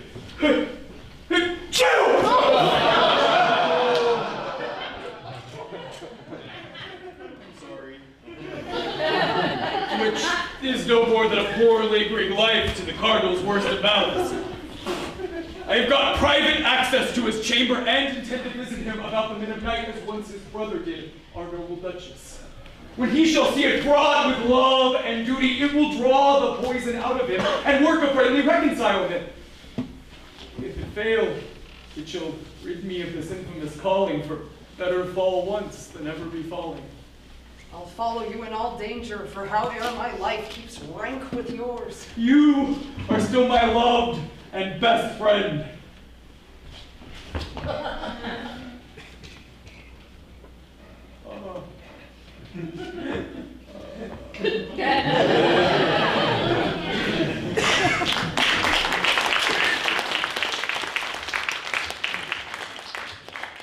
Now, doctor, may I visit your patient? If it please your lordship, but he's instantly to take the air here in the gallery by my direction. Pray thee, what's his disease? A very pestilent disease, my lord. They call it lycanthropia. What's that? I'll tell you. In those that are possessed with it, there overflows such a magnificent humor that they imagine themselves to be transformed to wolves, steal forth to churchyards in the dead of night and dig dead bodies up. As 2 nights since one met the Duke, about midnight in a lane behind St. Mark's Church, the leg of a man upon his shoulder. He howled fearfully, said he was a wolf, only the difference was a wolf's skin was hairy on the outside and his on the inside. Straight away I was sent for, and having ministered to him, found his grace very well recovered. I'm glad on't. Yet not without some fear of a relapse. If he grows to his fit again, I'll go a nearer way to work with him. If they give me leave, I'll buffet the madness out of him. Oh, please stand aside. Here he comes. Leave me! Why does your lordship love this solitariness? Eagles commonly fly alone. They're crows, daws, and starlings that flock together. Look! What's that follows me? Nothing, my lord. Yes? 'Tis your shadow. I will throttle it! Oh, my lord, you are angry with nothing. You are a fool. Rise, good my lord. I am studying the art of patience. This is a noble virtue. Oh, yeah.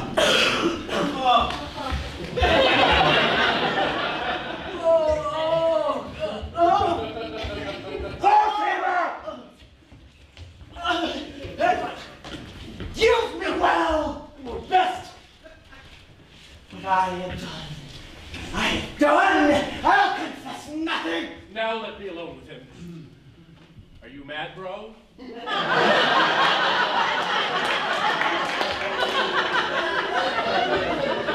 What's he? Your doctor. I have cruel, sore eyes. Now he begins to fear me. Now let me alone with him. How now? Put off your gown. Let me have some 40 euros filled with rose water. Stat. He and I will go pelt one another with them.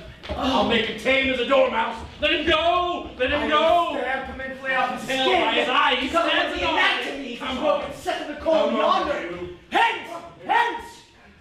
You are all of you but beasts for sacrifice.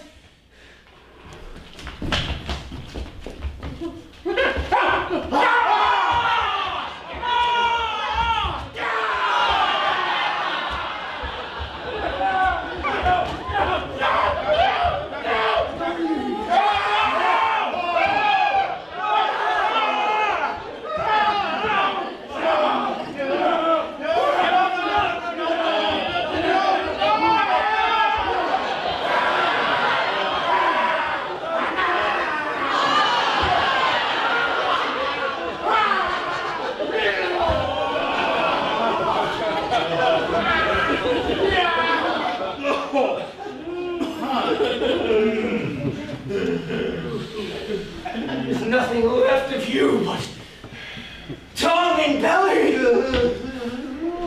Flattery.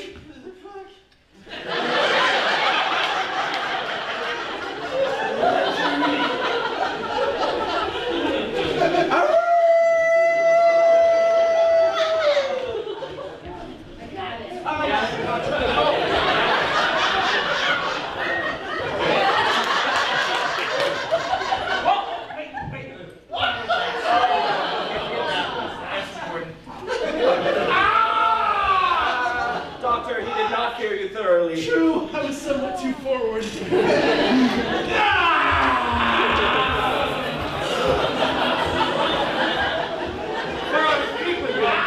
I'll leave no grace, wishing to the sick prince all health of mind and body. So, now, sir, how fares our sister? Why do you look so wildly? You should be of happy comfort. If you do this one thing for me, I'll make you what you would be. Anything. Give it me in a breath and let me fly to it. Stay think long. From using much on the end cannot begin. My lord, will you come in to supper? Believe me, I'm busy. Oh, what an excellent shape hath that fellow. 'Tis thus. Antonio lurks here in Milan. Tony Baloney. The same. Inquire him out and kill him. While he lives, our sister cannot marry, and I have thought of an excellent choice for her. Do this, and style me thy advancement. But by what means shall I find him out? There is a gentleman called Delio, his loyal friend. Set eye upon that fellow, follow him to mass. Maybe Antonio may accompany him. There are 1,000 ways a man might find to trace him. As to know those fellows who haunt the Jews for taking up such large sums of money. For sure he's a walk. I'll not freeze in the business. I would see that wretched thing, Antonio. Tony Baloney? Aye! Above all sights in the world. Do and be happy. Oh, that's a mess.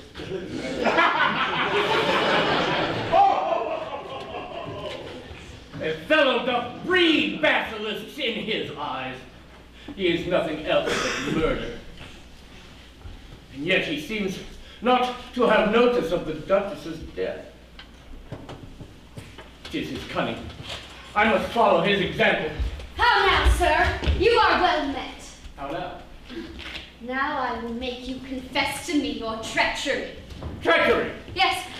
Which of my ladies 'twas you hired to put love powder in my drink? Love powder? Yes, when I was at Malfi. Why should I fall in love with such a face else? I have already suffered for thee so many pains. The only remedy to do me good is to kill my longing. Excellent lady. Come. Come. I'll disarm thee and arm thee. Thus. I am wanton. I am a blunt soldier. The better. For sure there wants fire where there are no lively sparks of roughness. Oh, your eyes carry a quiver of darts in them, sharper than sunbeams. You mar me with commendation. If the great cardinal should now see me thus, would he not count me a villain? No, he might count me a wanton and lay no scruple of offense on you. For if I see and steal a diamond, the fault lies not in the stone, but in me, the thief that purloins it. You are an excellent lady. Bid me do somewhat for you presently to express I love you. I will. And if you love me, fail not to effect it. The great cardinal has grown wondrous melancholy. The melancholy. Let him not put you off with vain excuse. Discover the main ground of. Why would you know this? I have depended on him, and I hear he has fallen in some disgrace with the emperor. If he be like the mice that forsake falling houses, I would shift to other dependents. But you will not need to follow the wars. I will be your maintenance. And I your loyal servant. But I cannot leave my calling. I'm not leaving an ungrateful general for the love of a sweet lady. Will you do this? Cunningly. And tomorrow I'll expect the intelligence. Tomorrow, do not delay me any more than I do you. Go, get you in, and you shall see me wind my tongue about his heart like a skein of silk. Where are you? Here. Let none upon your life to have conference with the Prince Ferdinand unless I know about it. In this distraction, he may reveal the murder. Beyond my lingering consumption, I grow weary of her and by any means would be quit of. How now, my lord? What ails you? Nothing? Oh, you are much altered. Come, I must be your secretary and lift this lead from off your bosom. What's the matter? I may not tell you. Are you so in love with sorrow that you cannot part with part of it? What? Or do you think I cannot love you when you are sad as well as merry? Or do you suspect that I that have been secret unto your heart these many winters cannot be so unto your tongue? Satisfy my longing! The only way I can make thee my counsel is not to tell thee. Imagine I have committed some secret deed which I desire the world may never hear of. Therefore may not I know it?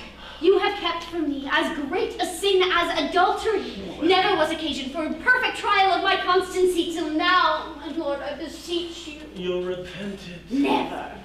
It hurries thee to ruin. I'll not tell thee. Be well advised, and think what danger 'tis to receive a prince's secrets. Examine thine own frailty. 'Tis more easy to tie knots than unloose them. 'Tis a secret that, like a lingering poison, may chance lie spread in your veins and kill thee 7 years hence. Now you dally with me. No more. Thou shalt know it. By my appointment, the great Duchess of Malfi, 4 nights since, was slain. Oh heavens, sir, what have you done? Now, how settled this? Think you your bosom will be a grave, dark, and obscure enough for such a secret? You have undone yourself, sir. Why? It lies not in me to conceal it. No, I will swear you to it upon this book. Most religiously. Kiss it. No.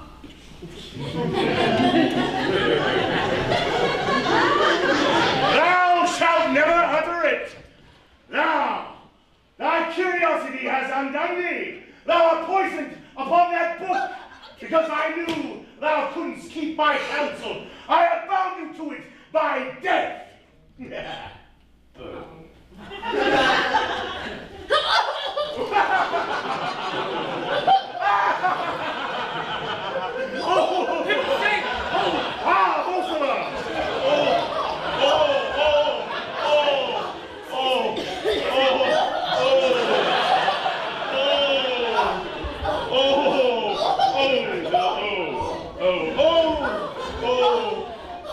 I forgive you this equal part of justice you have done, for I betrayed your counsel.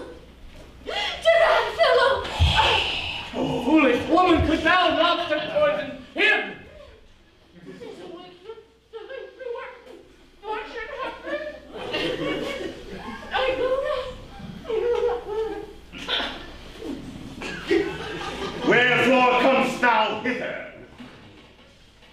To find a great man like yourself, knocked out of his wits as Lord Ferdinand, to remember my service. I'll have thee hewn in pieces! Make not such a promise of that life which is not yours to dispose of. Who placed you here? Her lost, as she intended. Very well. Now you know me for your fellow murderer. Wherefore should you lay fair marble colors upon your rotten purposes to me? no more. I have honors in store for you. There are many ways that conduct to seeming honors, and some of them are very dirty ones. Throw to the devil thy melancholy.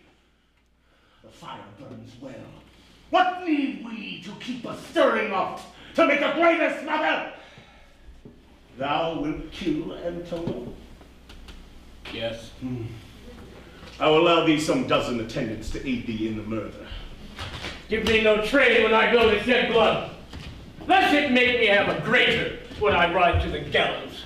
Come to me after midnight to help remove that body to her own lodging. I will put out she died of the plague. 'Twill breed the better, the less inquiry after she's died. Fail not to come.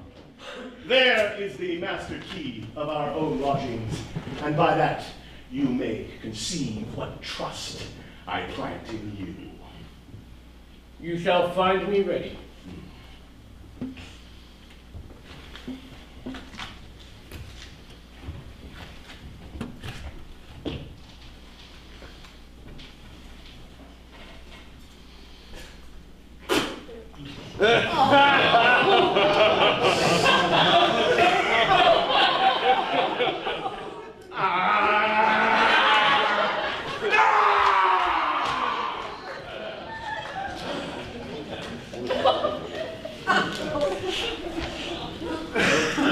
Poor Antonio, though nothing be so needful to thy estate as pity, yet I find nothing so dangerous. I must look to my footing. How this man bears up in blood, seems fearless. Well, good Antonio, I will seek thee out, and all my care shall be to put thee into safety from the reach of these most cruel biters. And it may be I'll join with thee in a most just revenge. For the weakest arm is strong enough that strikes with the sword of justice. Yet, methinks the Duchess haunts me. Oh, penitence, let me truly taste thy cup that throws men down, only to raise them up.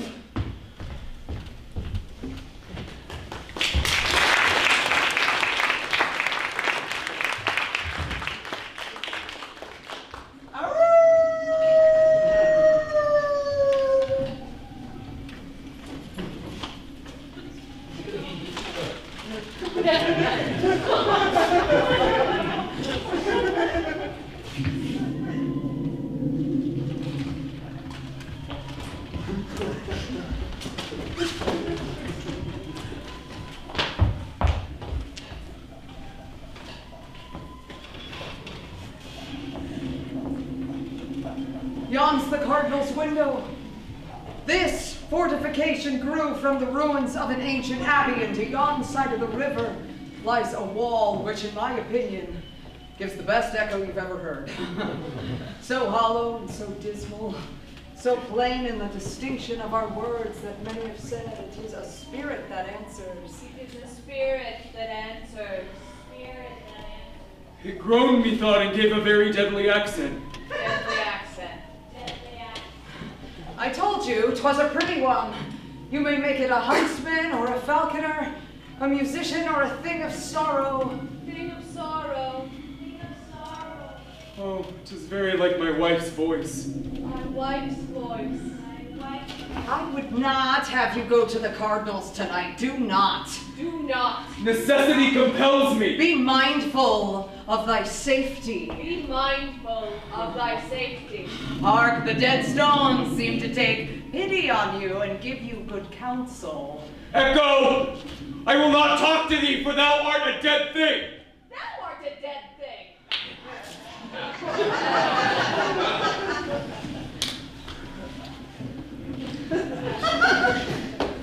My Duchess is asleep. Oh, I hope sweetly. Pray heaven, shall I never see her more? Nope. Nope. I mark not one repetition of the echo, but All of a sudden, a clear light presented me a face folded in sorrow. Your fancy merely. Come, I'll be out of this sickness, for to live thus is indeed not to live. It is a mockery and abuse of life. I will not henceforth save myself by halves. Lose all or nothing. I'll fetch your son and second you. It may be the sight of his own blood spreading so sweet a figure may beget the more compassion. What the fuck? However, fare you well. Your own virtue save you.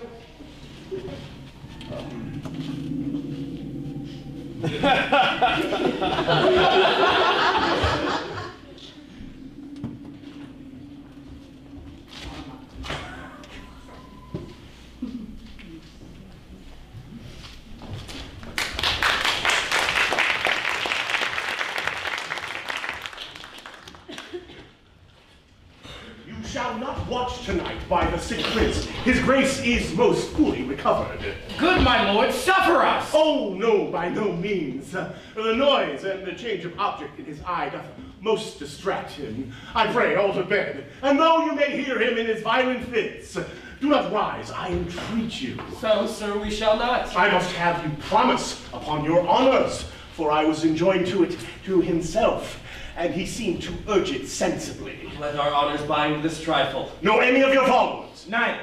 It may be to make trial of your promise. While he's asleep, myself will rise and feign some of his mad tricks, and call out, and feign myself in danger. If your throat were cutting, I'd not come at you. Why, I thank you.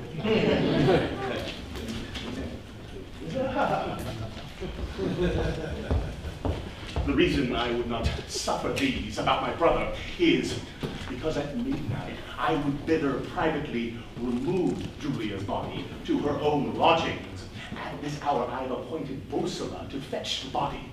When he has served my term, he dies. Oh. Oh.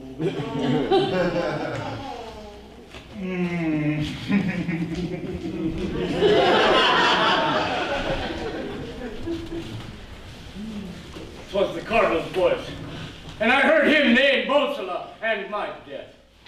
Listen, I hear one's foot. Strangling is a very quiet death. Hey, I see I must stand upon my guard. What fate did I? Do you agree to it? Whisper softly. I don't like you! God damn it, man. Nobody likes you.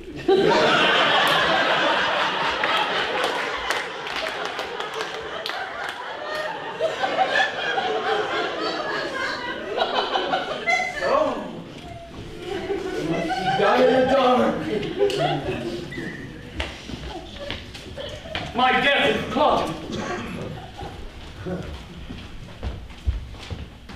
Here, stay, sir, and be confident and pray. I'll fetch you a dark lanthorn. Could I take him at his prayers? There were hope for pardon. Fall right, my blade. I'll not give thee so much leisure as to pray. No, fuck! I've been stabbed! God! What art thou? A most wretched thing! Where are you, sir? Very near my home.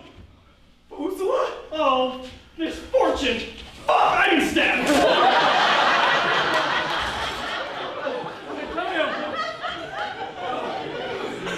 The man I would have saved from mine own life. I will tell thee one thing.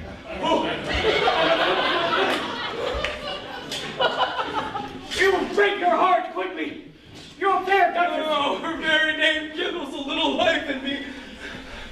Is murdered. Oh. Some men have wished to die at the hearing of sad tidings. I am glad to do it in sadness. I would not now wish these wounds be balmed nor healed, for I have no use to put my life to. In all our quest for greatness, like wanton boys whose pastime is their care, we follow after bubbles and blow in the air. Pleasure of life, what is? Only the good hours of a disease, merely a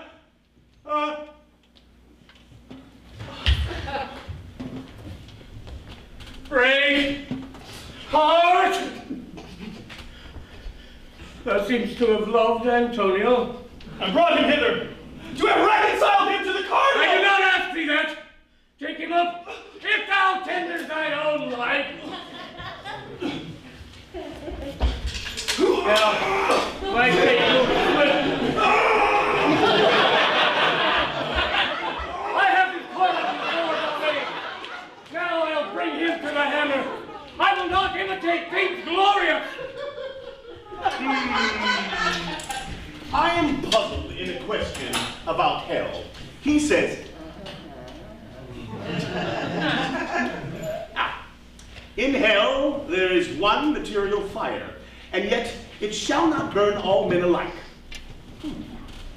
How tedious is a guilty conscience. When I look into the fish ponds in my house, methinks I see a thing armed with a rake that seems to strike at me.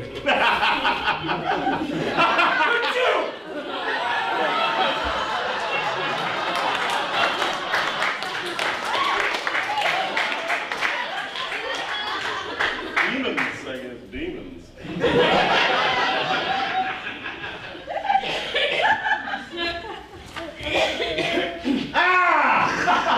Now you've come. Now it looks ghastly. There sits in thy face some great determination. I've come to kill thee. Help! Our God! Thou art deceived. They are out of thy howling. Hold, and I will faithfully divide revenues with thee. Your prayers and your proffers are both unseasonable.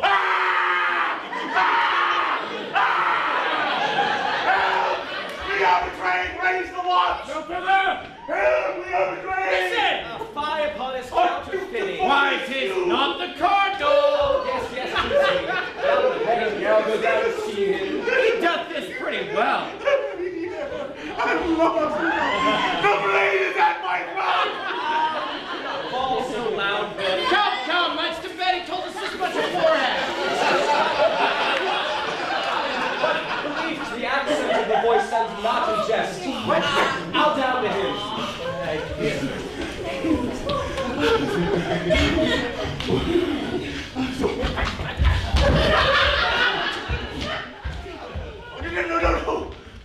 No. Will you first? Fuck up and stand! For you! Up and stand! Please and ask help to assume my life! Look there! Tony! No. Slain by this hand, unwittingly! Pray and be sudden. When you took your sister's life, you stole from justice her most equal balance and left her not but her sword. Oh, mercy! I see your greatness is only outward. I'll not waste longer time. There! Fuck, I've been stabbed! Fuck, I've been stabbed again! Help! Fuck, I've been stabbed! Give me a fresh horse! Bishop! Rally the vanguard of the grave lost! Yield! I give you the unreformed! Shake my blade over you! Will you yield? Help me, I am your brother! The devil! My brother fight upon the adverse party!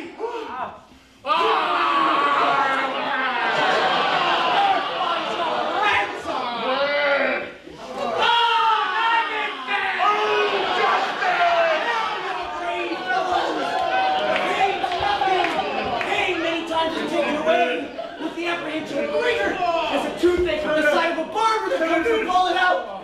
There's philosophy for you. Now my revenge is perfect. Save the main cause of my undoing. The last part of my life has come me just I've been stabbed. I do count this world for a dog kennel. My sister. Oh, my sister, there's the cause of. Whether we die by eviction, blood plus, like diamonds we are.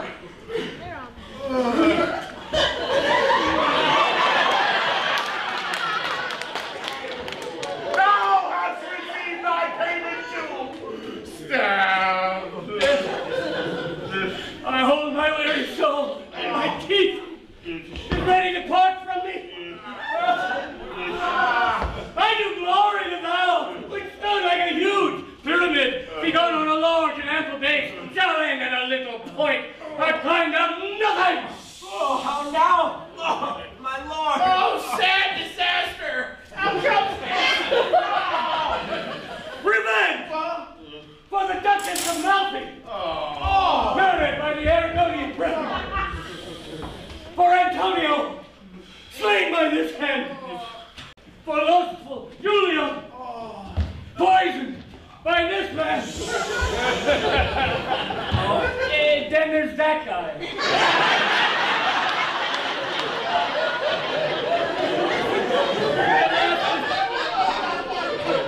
For myself, who was an actor and the main of all, much against my own good nature. How now, my lord? Look to our brother! He gave us these large wounds when we were up in fucking style! How bravely it seems he did withstand his own rescue! A wretched piece of blood! I'll take Antonio by his death! In a mist, I know not how. Such a mistake as I have often seen in a play. Fairly well. Though it be pain, it's no harm to me to die in so good a quarrel. Oh, this gloomy world! In what a shadow, a deep pit of darkness doth mankind live. Let worthy minds ne'er stagger to distrust, to suffer death, or shame, or what is just. Yeah. Noble Delio, as I came to the palace, told me of Antonio's being here, and showed me a pretty gentleman, his son, and heir. Oh, sir! You come too late!